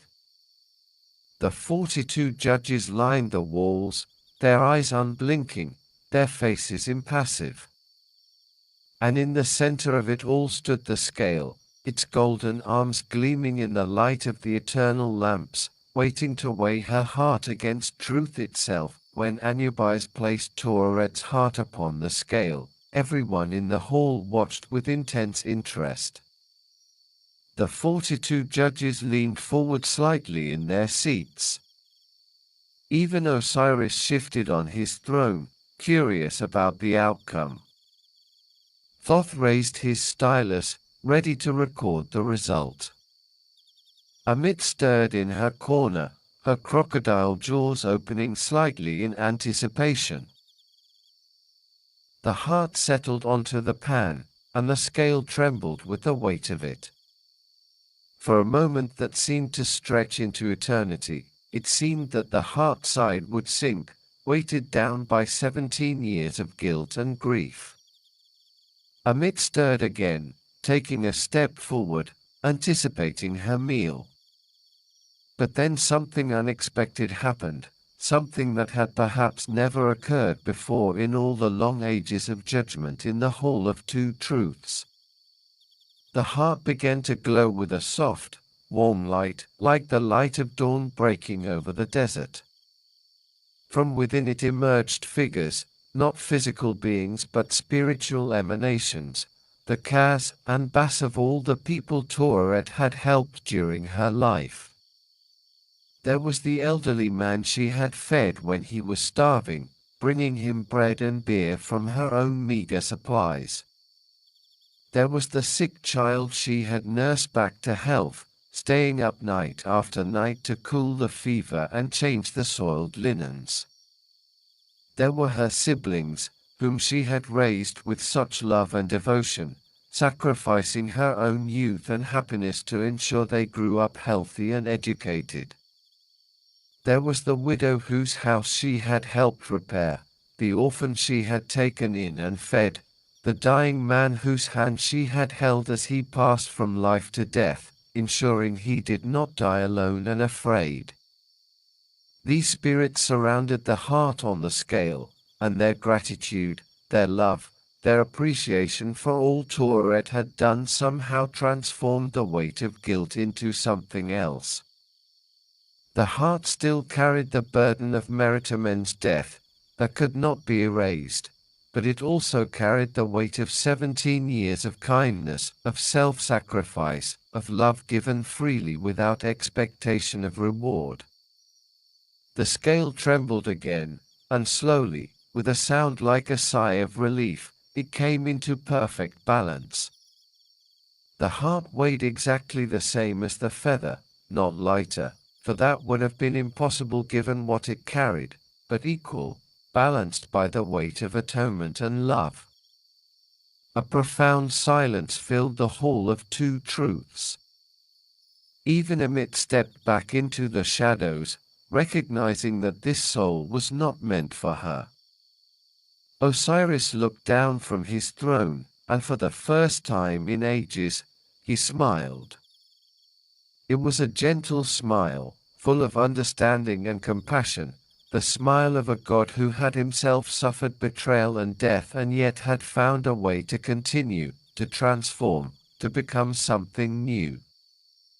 Duat, he said, his voice echoing through the vast chamber, you have lived a life marked by both tragedy and grace. You made a terrible mistake as a child, and you let that mistake transform you into someone who dedicated her entire existence to preventing others from suffering. You have earned your rest.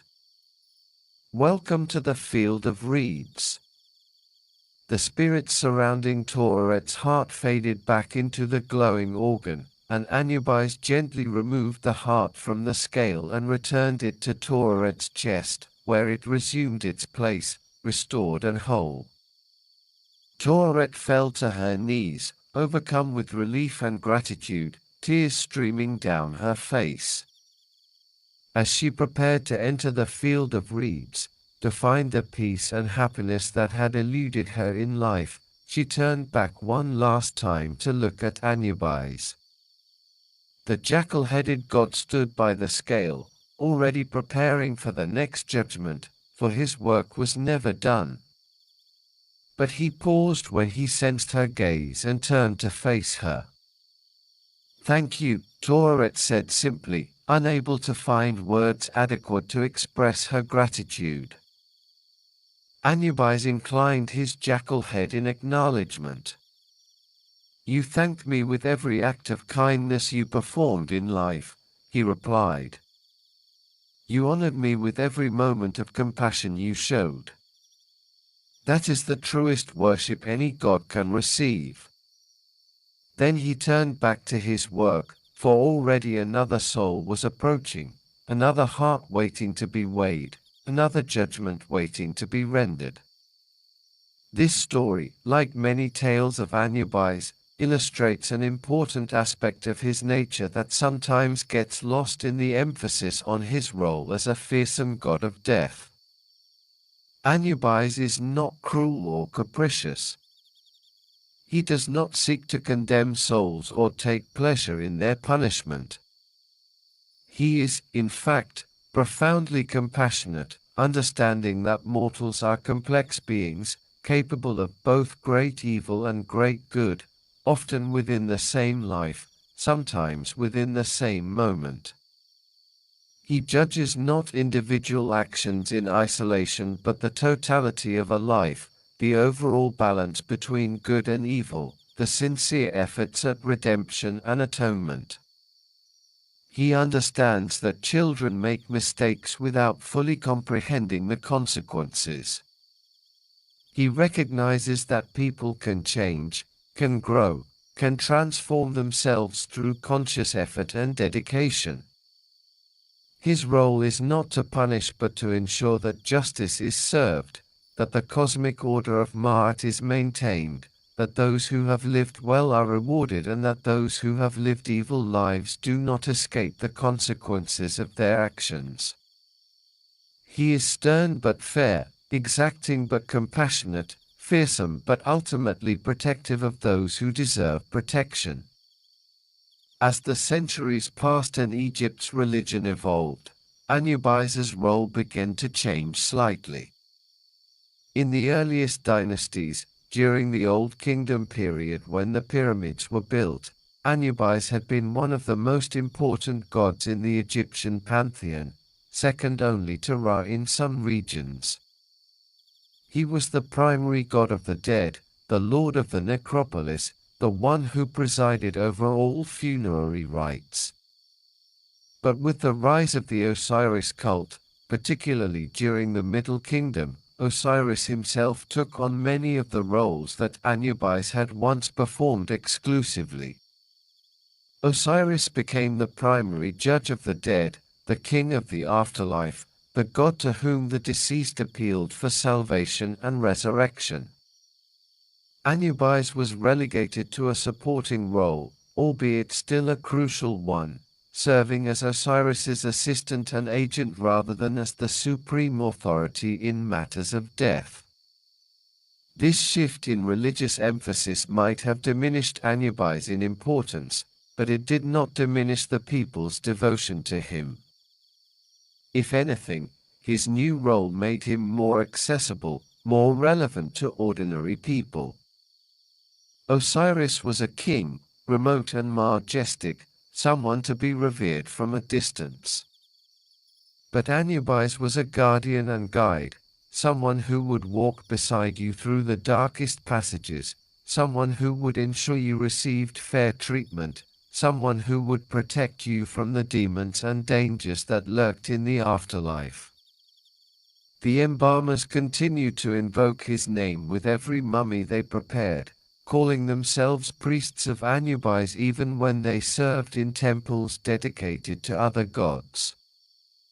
Families burying their dead prayed to him for protection, asking him to guide their loved ones safely through the Duat. His image appeared on countless amulets and talismans, worn by the living as protection against evil and by the dead as a guarantee of safe passage. Perhaps it was because Anubis, unlike the more remote gods like Ra or Osiris, seemed more present in the lives of ordinary people. Death was something everyone faced, regardless of status or wealth or power. The pharaoh in his palace and the farmer in his mud-brick house would both die, would both need to be mummified, would both need to pass through the Duat and face judgment. In the democracy of death, all were equal, and Anubis was the god who stood at that threshold, available to all, favoring no one except those who had lived according to Ma'at. There is a fascinating text from the New Kingdom, dating to the reign of Thutmose III, called The Tale of Two Brothers, which features Anubis in a more domestic role, showing yet another facet of this complex deity. In this story, Anubis appears not primarily as the god of the dead but as an elder brother, a farmer who works his land and lives a relatively simple life. The tale begins with two brothers, Anubis and Bata, who live together after their parents' death. Anubis is married, and his wife manages their household while the brothers work in the fields. Bata is the younger brother, unmarried, strong and hard-working, devoted to Anubis and content with his simple life. He tends the cattle with such skill that they actually speak to him, telling him where the best grazing is, warning him of approaching storms.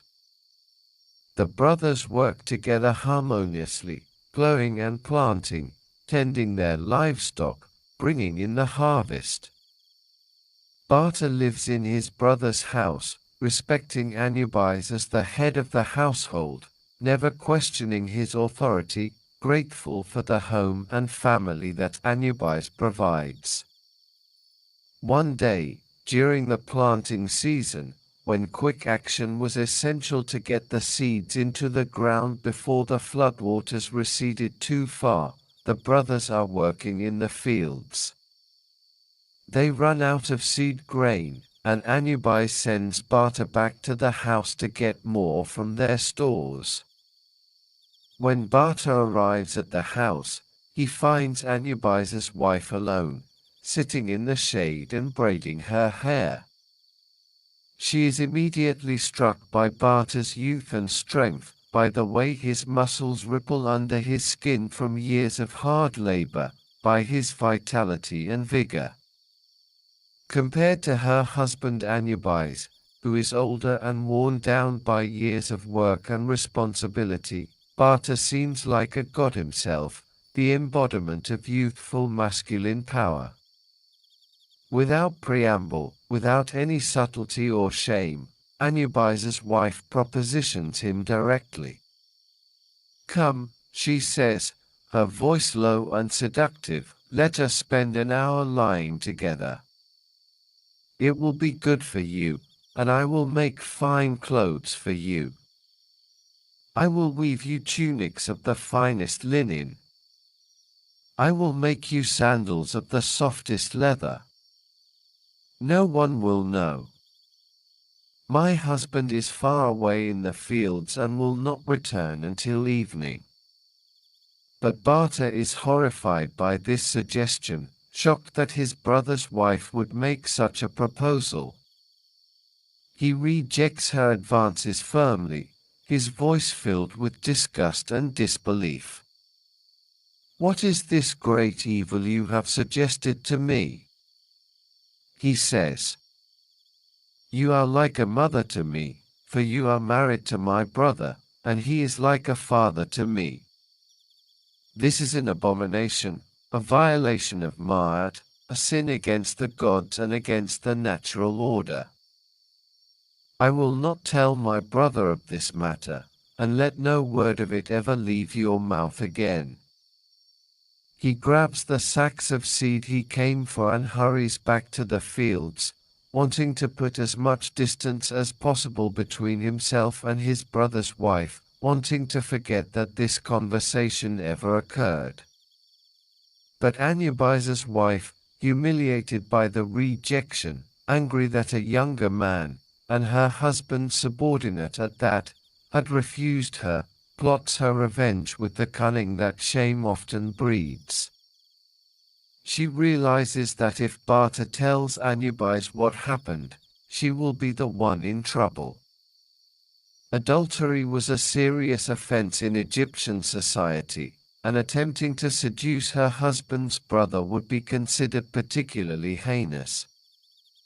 She might be divorced, cast out with nothing, possibly even executed depending on Anubis's anger.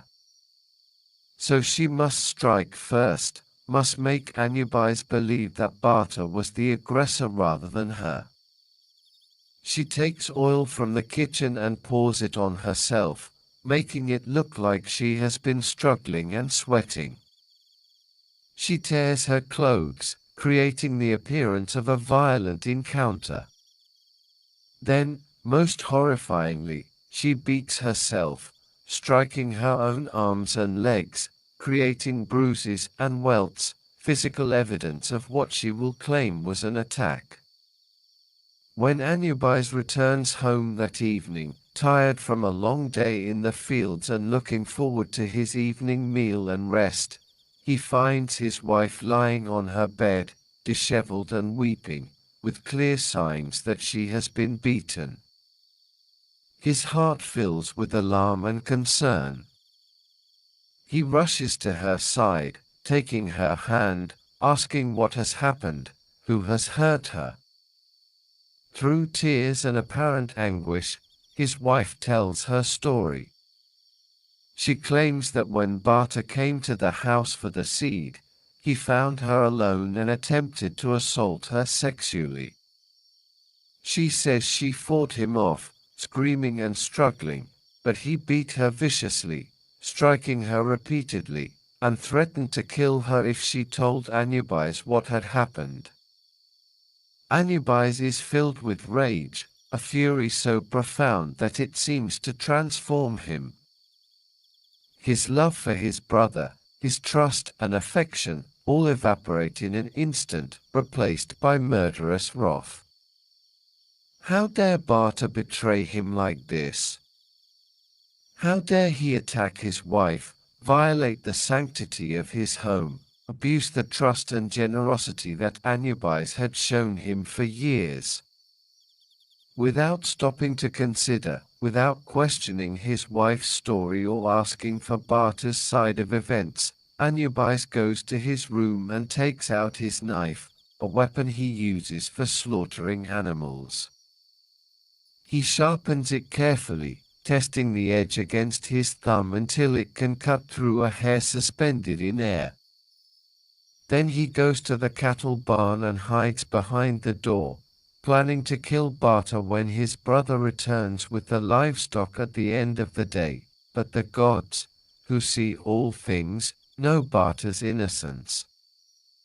They cannot allow this injustice to occur, cannot permit a righteous man to be murdered based on a lie.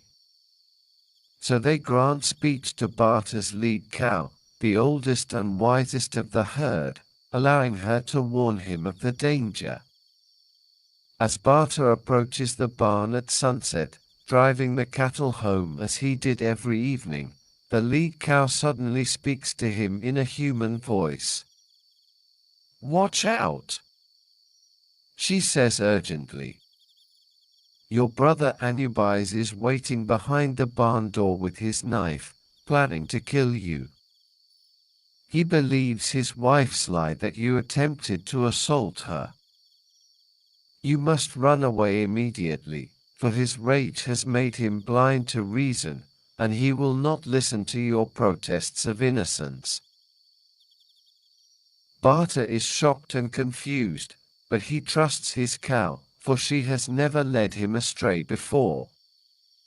He looks toward the barn and sees, in the gap beneath the door, his brother's feet positioned in the stance of someone waiting in ambush. His heart breaks at this betrayal, at the fact that Anubis could believe him capable of such evil, but he understands that he has no choice but to flee. He turns and runs, and Anubis, hearing the commotion, bursts out of the barn and pursues him, the knife gleaming in his hand, his face twisted with rage and hatred. Bata runs through the fields he has plowed, past the irrigation channels he has dug, across the land he has worked side by side with his brother for years.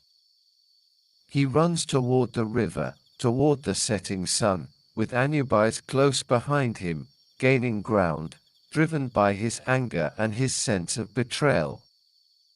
As Bata runs, he prays to Ra, the sun god, calling upon him to witness his innocence and to save him from unjust death.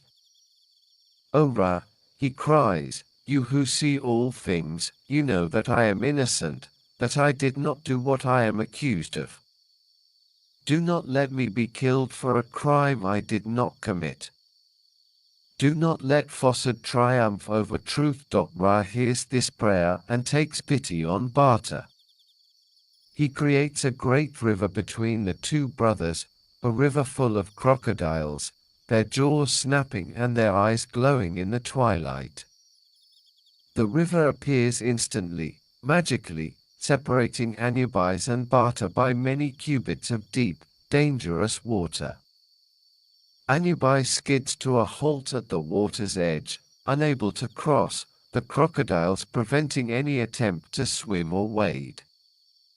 He stands there, panting with exertion and rage, his knife still in his hand, staring across the water at his brother who stands on the opposite bank. "Brother!" Bata calls out across the water, his voice carrying over the sound of the river's flow and the splashing of the crocodiles. "Why do you seek to kill me without even asking for my side of the story? Have I ever lied to you? Have I ever betrayed you? Have I ever given you cause to doubt my honor or my love for you?" And then Bata tells the truth of what happened, how Anubis' wife had propositioned him, how he had rejected her advances and warned her never to speak of it again, how he had said nothing to protect Anubis from the pain of knowing about his wife's unfaithfulness. As Bata speaks, Anubis begins to see the truth. He realizes that if Bata had really attempted to assault his wife, why would she have needed to beat herself? If there had been a real struggle, Bata, who is younger and stronger, would surely have succeeded or would have fled without completing the attack. And why would Bata, who has always been loyal and honest, suddenly commit such a terrible crime? The truth becomes clear, and with it comes a crushing sense of guilt and horror. Anubis has nearly killed his innocent brother based on a lie. He has betrayed the trust and love they shared. He has violated Ma'at, the cosmic order, by attempting to punish the innocent and allowing the guilty to go free. To prove his innocence beyond any doubt, to demonstrate the extent of his commitment to truth and his determination that Anubis should believe him, Bata takes a knife, every man carried one, and in a shocking act of self-mutilation, he castrates himself. He throws his severed genitals into the river, where fish immediately swallow them, creating physical proof that he could pose no sexual threat to any woman ever again. "See, my brother," Bata calls across the river, his voice weak with pain and loss, "I have removed even the possibility of what you accused me of. I have destroyed my own manhood to prove my innocence. Now do you believe me?" Anubis is overcome with remorse and anguish. He falls to his knees on his side of the river, weeping bitterly for what he has done, for how he nearly killed his innocent brother based on a lie, for how his rage and his blind acceptance of his wife's story had led him to violate everything he believed in. "My brother," he cries out, "I am sorry. I was wrong. I should have questioned, should have asked for your side, should have known that you would never betray me. How can I make amends? How can I undo what I have done?" But Bata, though he has proven his innocence, cannot return to his brother's house.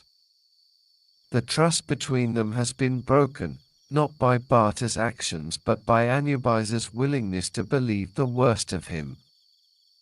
Moreover, Bata is now incomplete, unable to marry or have children, his mutilation a permanent reminder of this terrible day.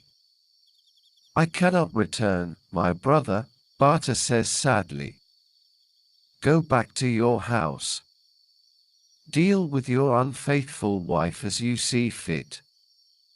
I will go my own way, and perhaps someday the gods will bring us together again. But for now, we must part." Anubis returns to his house, and in his rage and grief, he kills his unfaithful wife. Some versions say he simply executed her with his knife, a swift death that was perhaps more merciful than she deserved. Other versions say he threw her body to the dogs, the most shameful death imaginable in Egyptian culture, denying her any hope of mummification and eternal life, condemning her to complete obliteration. The tale continues with further adventures of Bata, involving his transformation into various forms and his eventual elevation to the throne of Egypt, but this portion of the story is particularly interesting for how it portrays Anubis. Here, Anubis is not infallible. He is not the perfect, all-knowing god of the underworld but a fallible being capable of error, capable of being deceived, capable of making terrible mistakes. He allows his emotions, his rage, his sense of betrayal, his love for his wife, to overwhelm his judgment. He acts hastily, without investigating, without considering alternative explanations, without giving his brother a chance to defend himself, yet when he learns the truth, when his error is revealed, he immediately seeks to make amends. He does not double down on his mistake or try to justify his actions. He recognizes his wrong, acknowledges it openly, and attempts to rectify it as much as possible.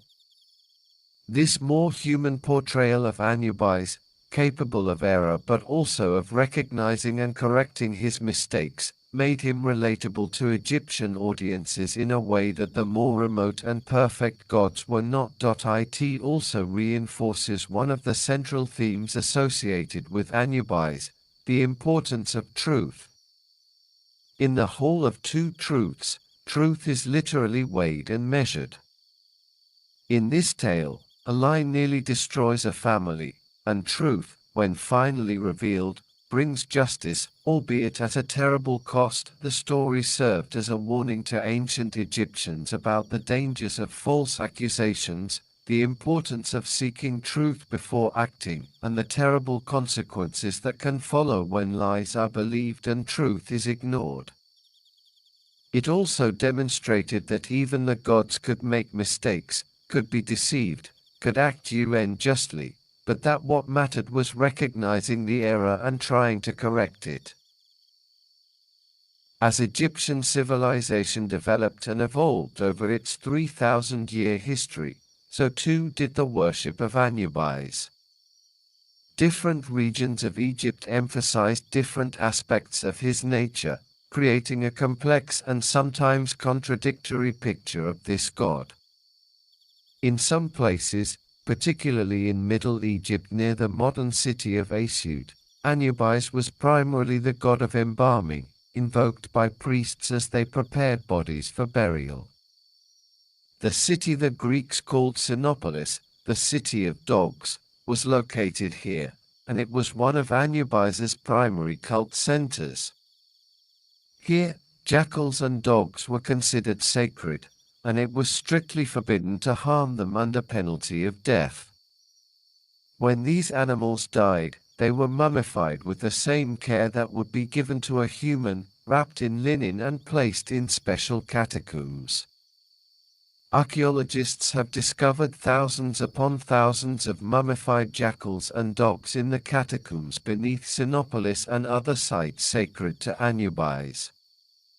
Each mummified animal represents a prayer to the god, a request for his favor and protection.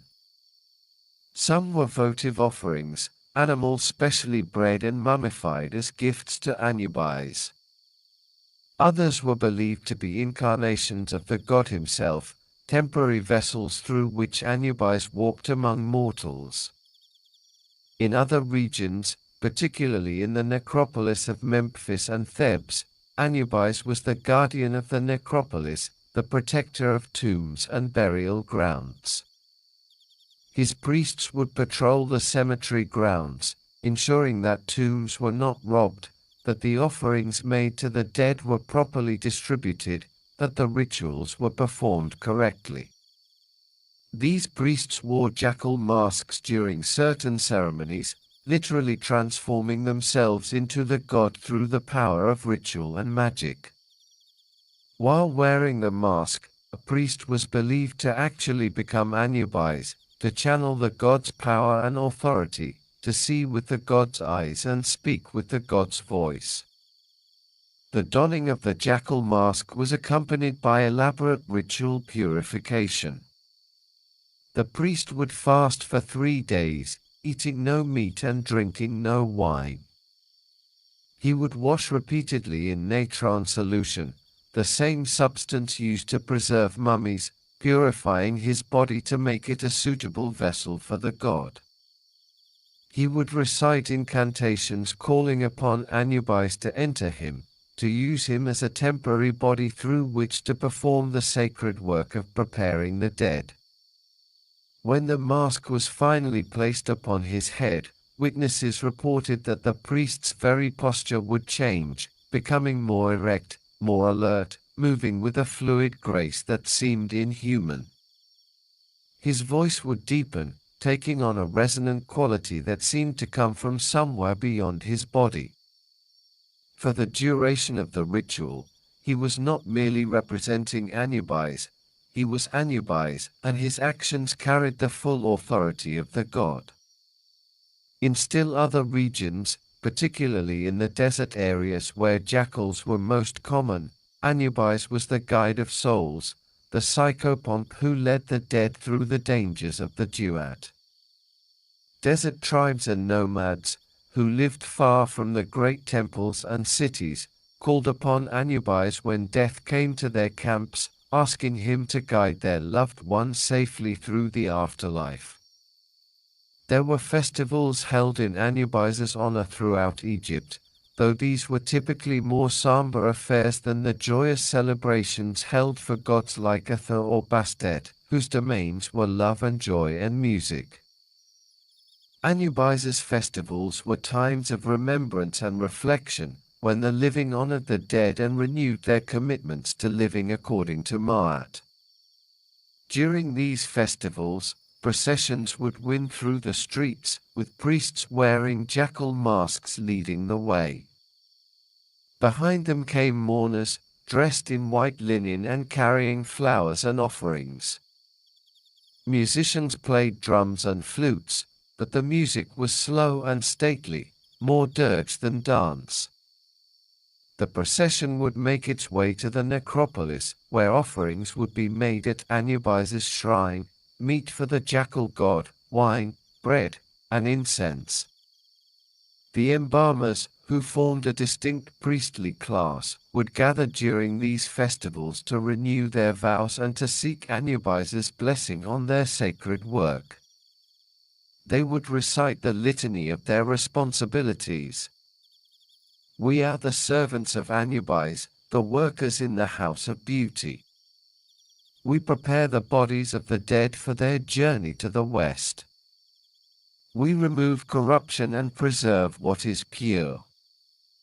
We wrap them in linen as the god himself wrapped Osiris.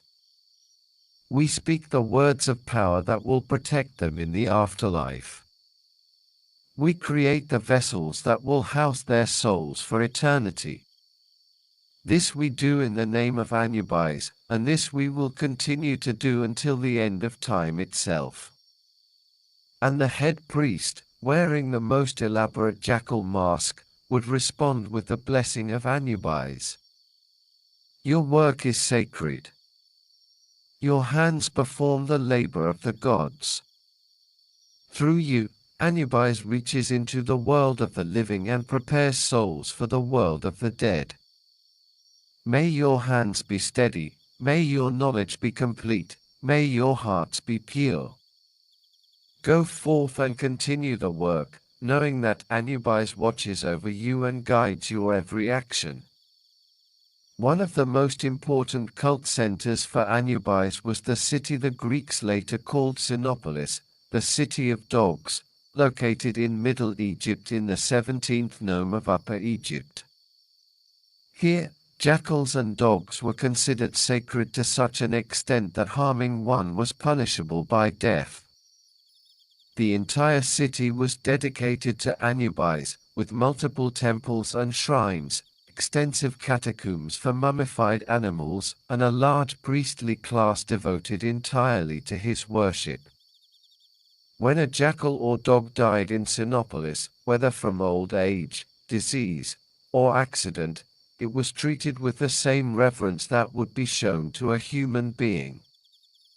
The body would be taken to the Penefa and mummified following the same basic procedures used for humans.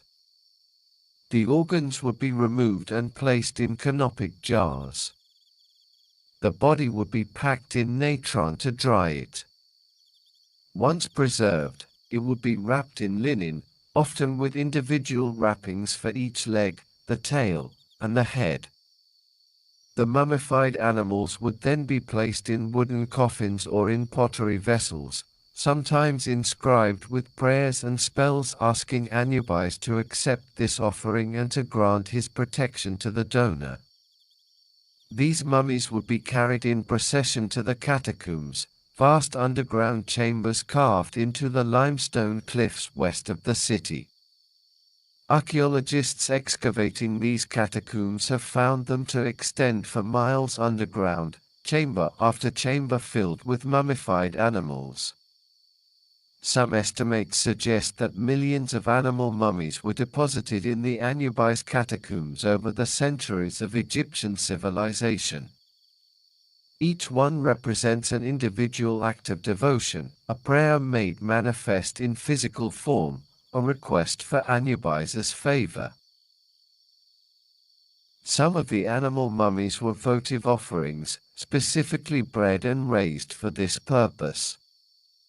Temples would maintain kennels where dogs and jackals were kept, fed, and cared for until they reached a certain age, at which point they would be humanely killed and mummified. Pilgrims visiting the temple could purchase these mummies and dedicate them to Anubis, much like people today might light a candle in a church or leave an offering at a shrine. Other mummies were pets, beloved animals that had lived with their owners and were mummified out of genuine affection and the desire to ensure they continued to exist in the afterlife. The care taken in wrapping these mummies, the quality of the materials used, and the elaborate coffins in which they were placed all testify to the real love that people felt for these animals.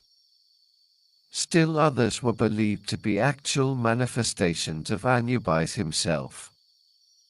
The Egyptians believed that gods could take physical form by inhabiting the bodies of sacred animals. A particular jackal or dog, identified by certain markings or behaviors, might be declared to be an incarnation of Anubis. This animal would be kept in the temple, worshipped and cared for, treated with the utmost reverence. When it died, it would be mummified with extraordinary care and buried with tremendous ceremony, for it was not merely an animal but the physical body that the god had chosen to inhabit. The Greeks, when they encountered Egyptian religion after Alexander the Great's conquest in 332 BCE, were fascinated by Anubis. They saw in him similarities to their own god Hermes, who also served as a guide of souls to the underworld. Both gods were associated with transitions and boundaries, both escorted the dead to their final judgment, both possessed knowledge of secret paths and hidden ways. From this association came the syncretic deity Anubis, a fusion of Hermes and Anubis that combined aspects of both gods. Images of Anubis show a figure with a jackal head but dressed in Greek clothing, wearing the chlamys, a short cloak, and petassos, a wide-brimmed hat, characteristic of Hermes. He holds both the caduceus of Hermes, a winged staff entwined with serpents, and the scepter of Anubis, a staff topped with the head of the set animal. Anubis became popular during the Ptolemaic and Roman periods, worshipped by both Egyptians and Greeks as a god who could bridge the divide between their cultures. Temples to Anubis were built in Alexandria and other cosmopolitan cities, where Greeks and Egyptians lived side by side. The cult of Anubis even spread to Rome itself, where mystery religions from the East were fashionable among certain segments of society. This cultural blending demonstrates how powerful and enduring Anubis' archetype was. Even as Egypt was conquered and occupied, even as the political power of the pharaohs ended and foreign dynasties took control, even as the Greek language replaced Egyptian in official documents and Greek gods were installed in Egyptian temples, Anubis remained a potent symbol.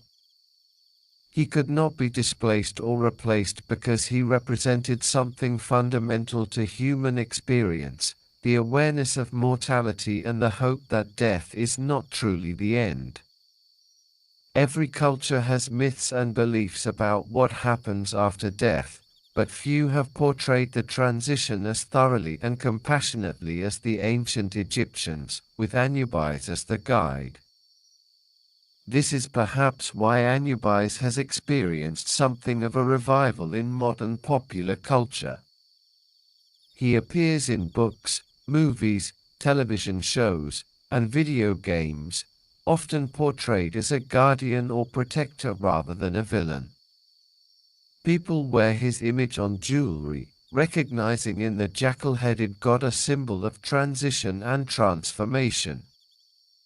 His likeness is tattooed on skin, a permanent reminder of mortality and the hope of something beyond. In these modern interpretations, Anubis is usually portrayed more sympathetically than many ancient gods. He is not cruel or capricious like Zeus, not jealous and vindictive like Hera, not bloodthirsty like ours. Instead, he is often shown as solemn but compassionate, stern but fair, frightening in appearance but ultimately protective of those under his care. This portrayal is actually quite faithful to the ancient understanding of Anubis. He was never conceived as an evil god or a malevolent force. He was simply the embodiment of death's necessity and the guardian of the threshold between life and what comes after. He ensured that the transition was made properly, that the rules were followed, that justice was served.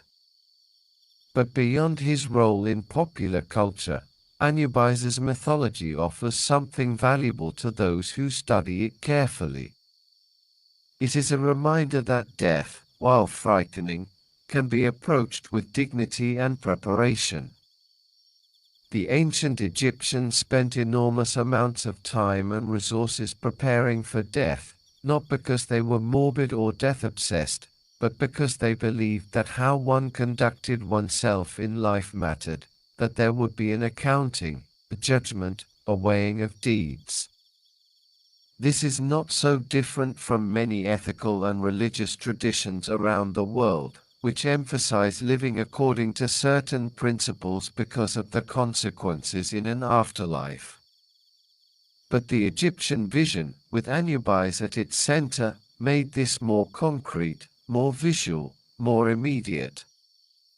The heart weighed against the feather, the jackal-headed god watching the scale, the possibility of either paradise or oblivion. These images burned themselves into the Egyptian psyche and, through them, into the imagination of the world. There is one more story worth telling before we conclude our journey tonight, a story that encapsulates the essential nature of Anubis and his relationship with those he guides. This is not from ancient sources but rather a meditation on Anubis' role, yet one that captures something true about his essence. Imagine, if you will, a soul newly arrived in the Duat. This soul belonged in life to a person named Seneb, a scribe who lived during the 19th dynasty, during the reign of Rameses II. Seneb was not a particularly important person. He was not a noble or a priest, not a general or a merchant. He was simply a scribe who worked in the records office of a mid-sized temple, copying documents, keeping accounts, recording donations. Seneb lived a quiet life. He married a woman named Hinushanu, and they had 3 children together. He did his job competently but without distinction. He was neither particularly pious nor particularly impious. He made offerings to the gods on festival days but did not spend hours in prayer. He was honest in his dealings but not exceptionally generous. He loved his family but sometimes lost his temper with them. He worked hard but sometimes cut corners when he thought no one would notice. In short, Seneb was thoroughly average, an ordinary person living an ordinary life, the sort of person who made up the vast majority of Egyptian society but who left little mark on history.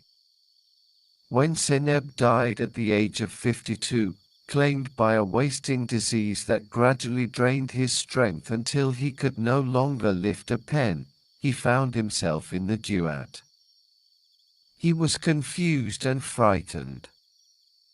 In life, he had heard the priests speak of the afterlife, had read the sacred texts that his job required him to copy, but intellectual knowledge proved very different from actual experience. The Duat was dark, much darker than any Egyptian night. The darkness seemed to have substance, pressing against Seneb's spirit like water, making it difficult to move or see. Strange sounds echoed from unseen distances, roars and screams, whispers and laughter, the rush of wind or water, the crack of thunder, sounds that had no obvious source and no clear meaning.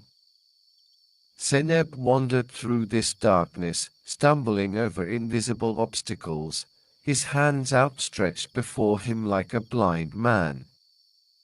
He called out for help but heard no response except his own voice echoing back from distant walls. He tried to remember the spells from the Book of the Dead, the incantations that were supposed to protect travelers in the afterlife, but in his fear and confusion, the words escaped him. He began to despair, thinking that perhaps he had been abandoned, that Anubis guided only the pharaohs and the priests and the wealthy, the important people who could afford elaborate tombs and expensive mummification. He was just a scribe, just an ordinary man who had lived an ordinary life. Why would a god care about him? As these thoughts swirled through his mind, as he sank deeper into fear and hopelessness, he became aware of a presence nearby. It was not threatening, exactly, but it was powerful, unmistakable, like standing near a great fire or beside a deep river.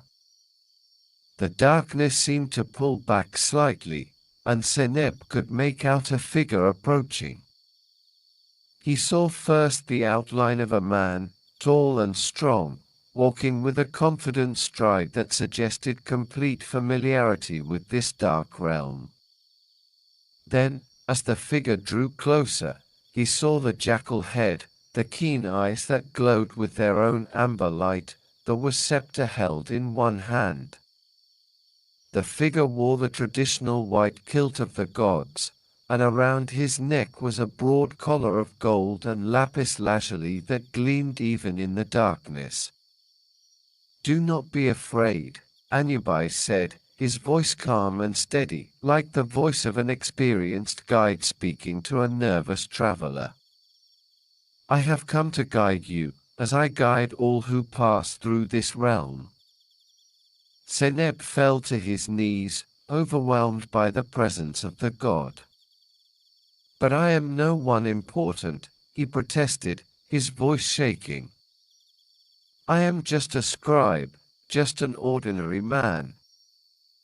I did nothing worthy of a god's attention. Surely you have more important souls to guide, pharaohs and priests who deserve your personal care." Anubis looked down at the kneeling scribe with eyes that held infinite patience and understanding. "That is not for you to judge," he replied. "Every soul is worthy of guidance, Seneb. Every life, however humble it may seem to you, is important in the great pattern of Ma'at. The pharaoh on his throne and the farmer in his field both contribute to the cosmic order. Both deserve fair judgment. Both will receive the same guidance, the same protection, the same justice." He extended his hand to help Seneb to his feet. "Come. The journey is long, but you do not have to walk it alone. I will show you the way, teach you the responses you need, protect you from the dangers. All I ask is that you trust me and follow where I lead." And so Anubis led Seneb through the Duat, pointing out the safe paths and warning of the dangerous ones. When they came to a river of fire that had to be crossed, Anubis showed Seneb the secret bridge, invisible to mortal eyes but solid under the feet of those who walked with faith. When serpents rose up from the darkness, jaws gaping and fangs dripping venom, Anubis spoke words of power that made them retreat into their holes. At each of the 12 gates, when the guardians challenged them, Anubis would whisper the correct responses into Seneb's ear, ensuring he could answer properly. The scribe, whose professional life had involved memorizing and copying texts, found that the words came easily once he heard them, as if he had known them all along but had simply forgotten. "What is your name?" a guardian would demand, his voice like grinding stone. And Seneb, with Anubis's prompting, would reply, "My name is He who brings Ma'at, for I lived according to truth and justice to the best of my ability." What is the name of this gate? This gate is called Mistress of Trembling, and it opens only for those who are pure of heart. Why should I permit you to pass? Because I have committed no great evil, have harmed no one without cause, have lived an honest life according to my understanding of Ma'at. And the guardians, satisfied with these responses, would step aside and allow them to continue. Throughout the journey, Anubis explained what Seneb would face in the Hall of Two Truths. He described the scale, the feather, the 42 judges, Osiris on his throne. He explained how the heart would be weighed and what the different outcomes might be. "I will not lie to you, Seneb," Anubis said as they walked through a passage where the walls were covered with hieroglyphs that glowed with their own light. "The weighing is fair but exacting. Your heart will be measured against Ma'at itself, and any deviation from truth and justice will add weight to it. But I have observed your life, as I observe all lives, and I believe you have reason to hope." "But I was not perfect," Seneb protested. "I lost my temper with my children sometimes. I spoke harshly to my wife when I was tired and stressed. I sometimes recorded smaller donations than what was given so I could pocket the difference. I was lazy in my work when I thought no one would notice. I had thoughts of envy and anger and lust. How can such a heart be light enough to balance with the feather?" Anubis nodded, acknowledging these confessions. "Perfection is not required, Seneb.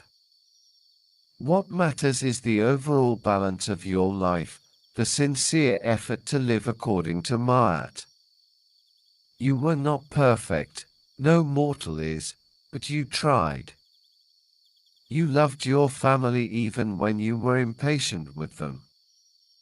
You worked honestly most of the time even when dishonesty was easier. You harmed no one seriously, killed no one, told no great lies. Your sins were small and human, the kind of failings that every mortal commits.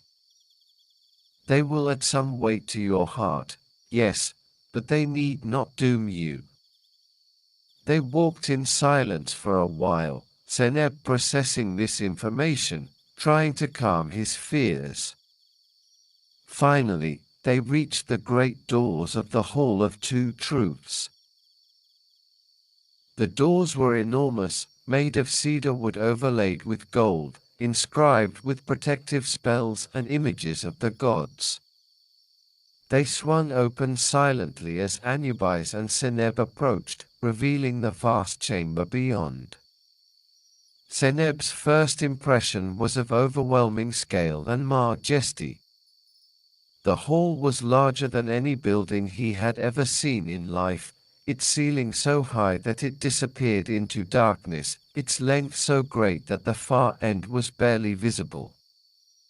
The 42 judges sat along the walls, their faces impassive, their eyes unblinking.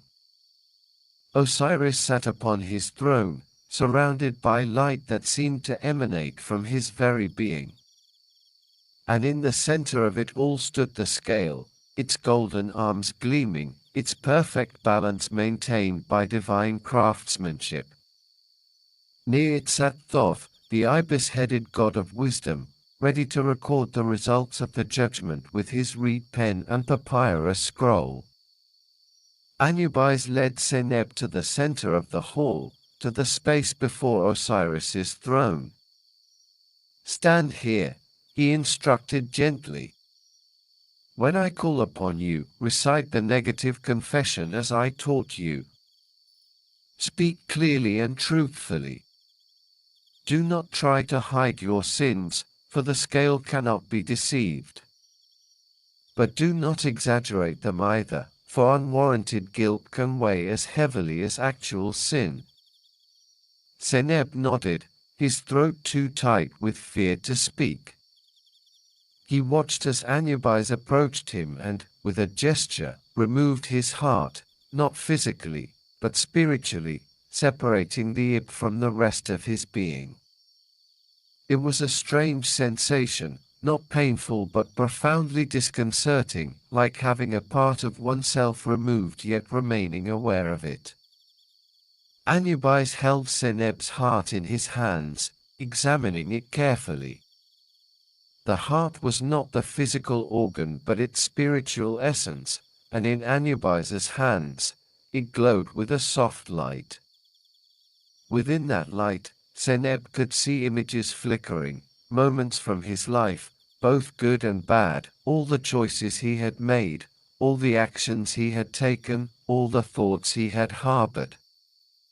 Then Anubis turned to the scale and placed the heart upon one side with infinite care, handling it as if it were the most precious object in the universe, which in a sense it was, for it contained the sum total of a human life. On the other side of the scale, he placed the feather of Ma'at, white and perfect and impossibly light. The scale trembled as the two sides sought equilibrium. Seneb began to recite the negative confession, his voice shaking at first but growing steadier as he continued. "I have not killed. I have not stolen. Well, not much, not anything important. I have not caused great pain. I have not caused many tears. I have not diminished the food offerings in the temples beyond what I needed to feed my family when times were hard. I have not told significant lies. I have not been angry without some cause. I have tried, O gods, I have tried to live rightly, though I know I often failed." As he spoke, as he honestly acknowledged both his efforts and his failures, the scale began to settle. It wavered back and forth, the heart side dipping down with the weight of his sins, the small thefts, the moments of anger and impatience, the lazy work, the envious thoughts, but then rising again with the weight of his virtues, the love for his family, the honest work he had done most of the time, the small kindnesses he had shown, the absence of any great evil. Anubis watched the scale with absolute attention, his jackal eyes missing nothing. The 42 judges leaned forward slightly. Even Osiris seemed to hold his breath. And finally, after what seemed like an eternity but was probably only moments, the scale came to rest in perfect balance. The heart and the feather weighed exactly the same, neither heavier nor lighter, perfectly equal. A sound went through the hall of two truths, not quite a sigh and not quite a murmur, but something in between, a collective exhalation of tension from the assembled gods. Osiris looked down from his throne, and his stern expression softened into something like approval, perhaps even the ghost of a smile. "Seneb the scribe," he said, his voice filling the vast hall. You have lived an ordinary life, but you have lived it honestly and with sincere effort to uphold Ma'at. You were not perfect, but perfection was never required. You tried to be good, and more often than not, you succeeded.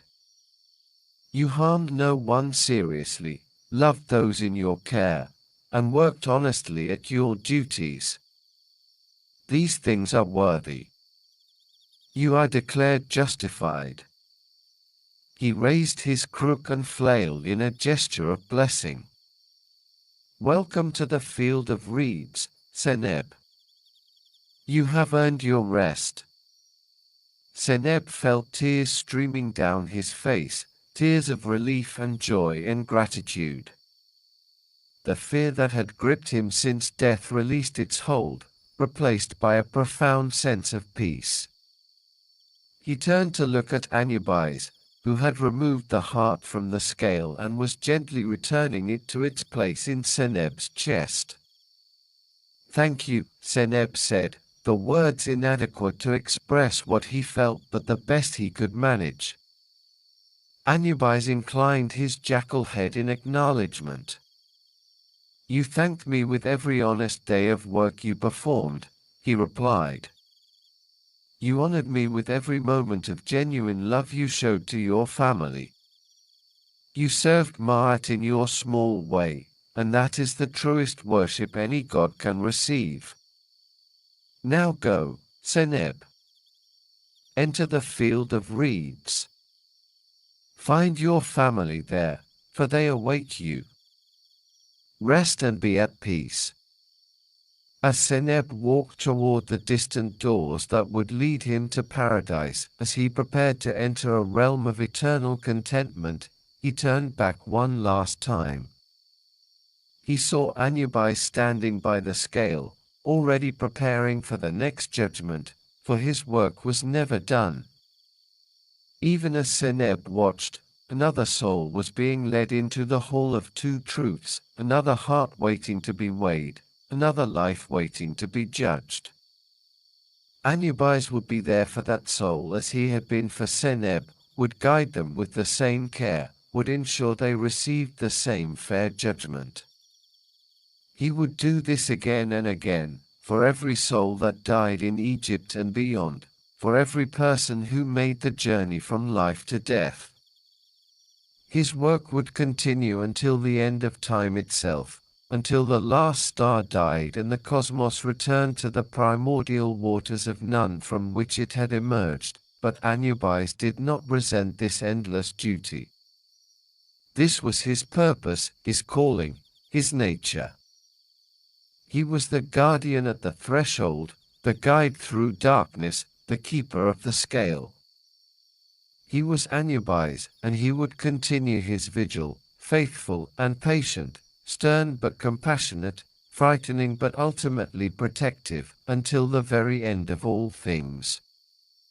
And so we come to the end of our journey through the mythology of Anubis. We have explored his mysterious birth, abandoned in the desert only to be rescued by Isis. We have witnessed his discovery of his purpose through the tragedy of Osiris's death and resurrection. We have followed him through his duties as guardian of the dead, master of mummification, guide of souls through the perilous Duat, and keeper of the scales in the Hall of Two Truths.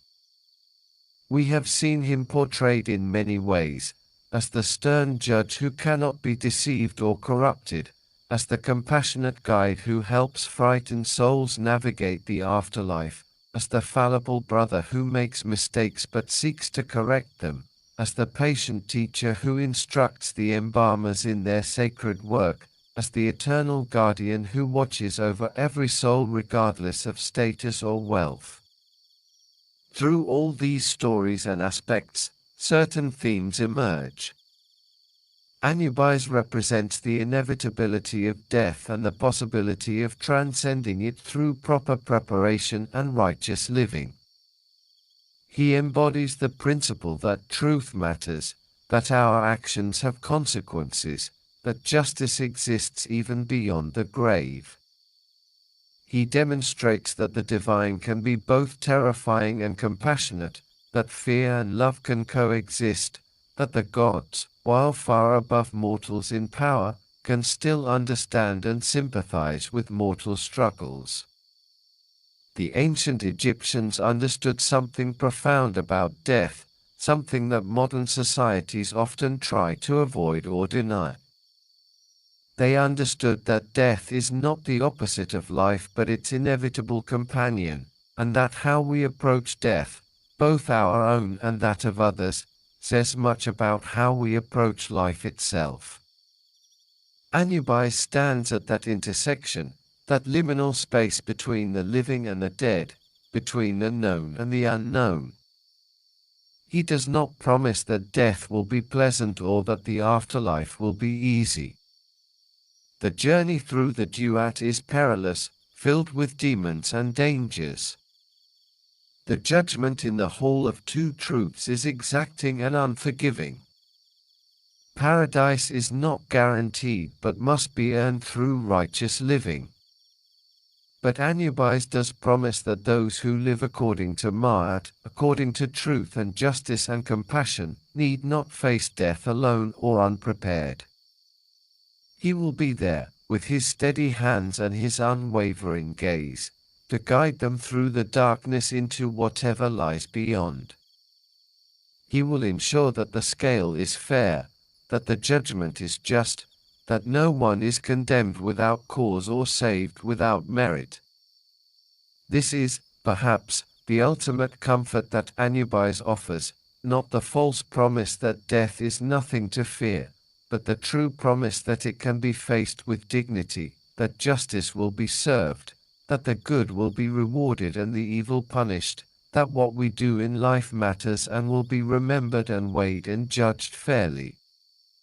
As you drift off to sleep tonight, you might reflect on this ancient wisdom. You might think about the jackal-headed god standing vigil over the dead, patient and eternal, neither rushing to judgment nor shrinking from his duty. You might consider what it would mean to live a life light enough to balance with the feather of truth, to conduct yourself in such a way that when your own heart is weighed, whether literally or metaphorically, it will be found worthy. But these are heavy thoughts for the edge of sleep, and so let them drift away like morning mist over the Nile, like the gentle waters flowing past ancient temples, like sand shifting in the desert breeze. Let yourself sink into the comfortable darkness of sleep, knowing that even darkness has its guardians, even the night has its guides, even death itself has its compassionate protector. Sleep well, dear listener. And may your dreams be peaceful, your rest be deep, and your heart, when the time comes for it to be weighed, be as light as the feather of Ma'at. If you enjoyed this journey through ancient mythology, please consider liking this video and subscribing to Boring Mythology for Sleep for more stories designed to help you find peaceful rest. Until next time, may you sleep well and dream peacefully. Good night.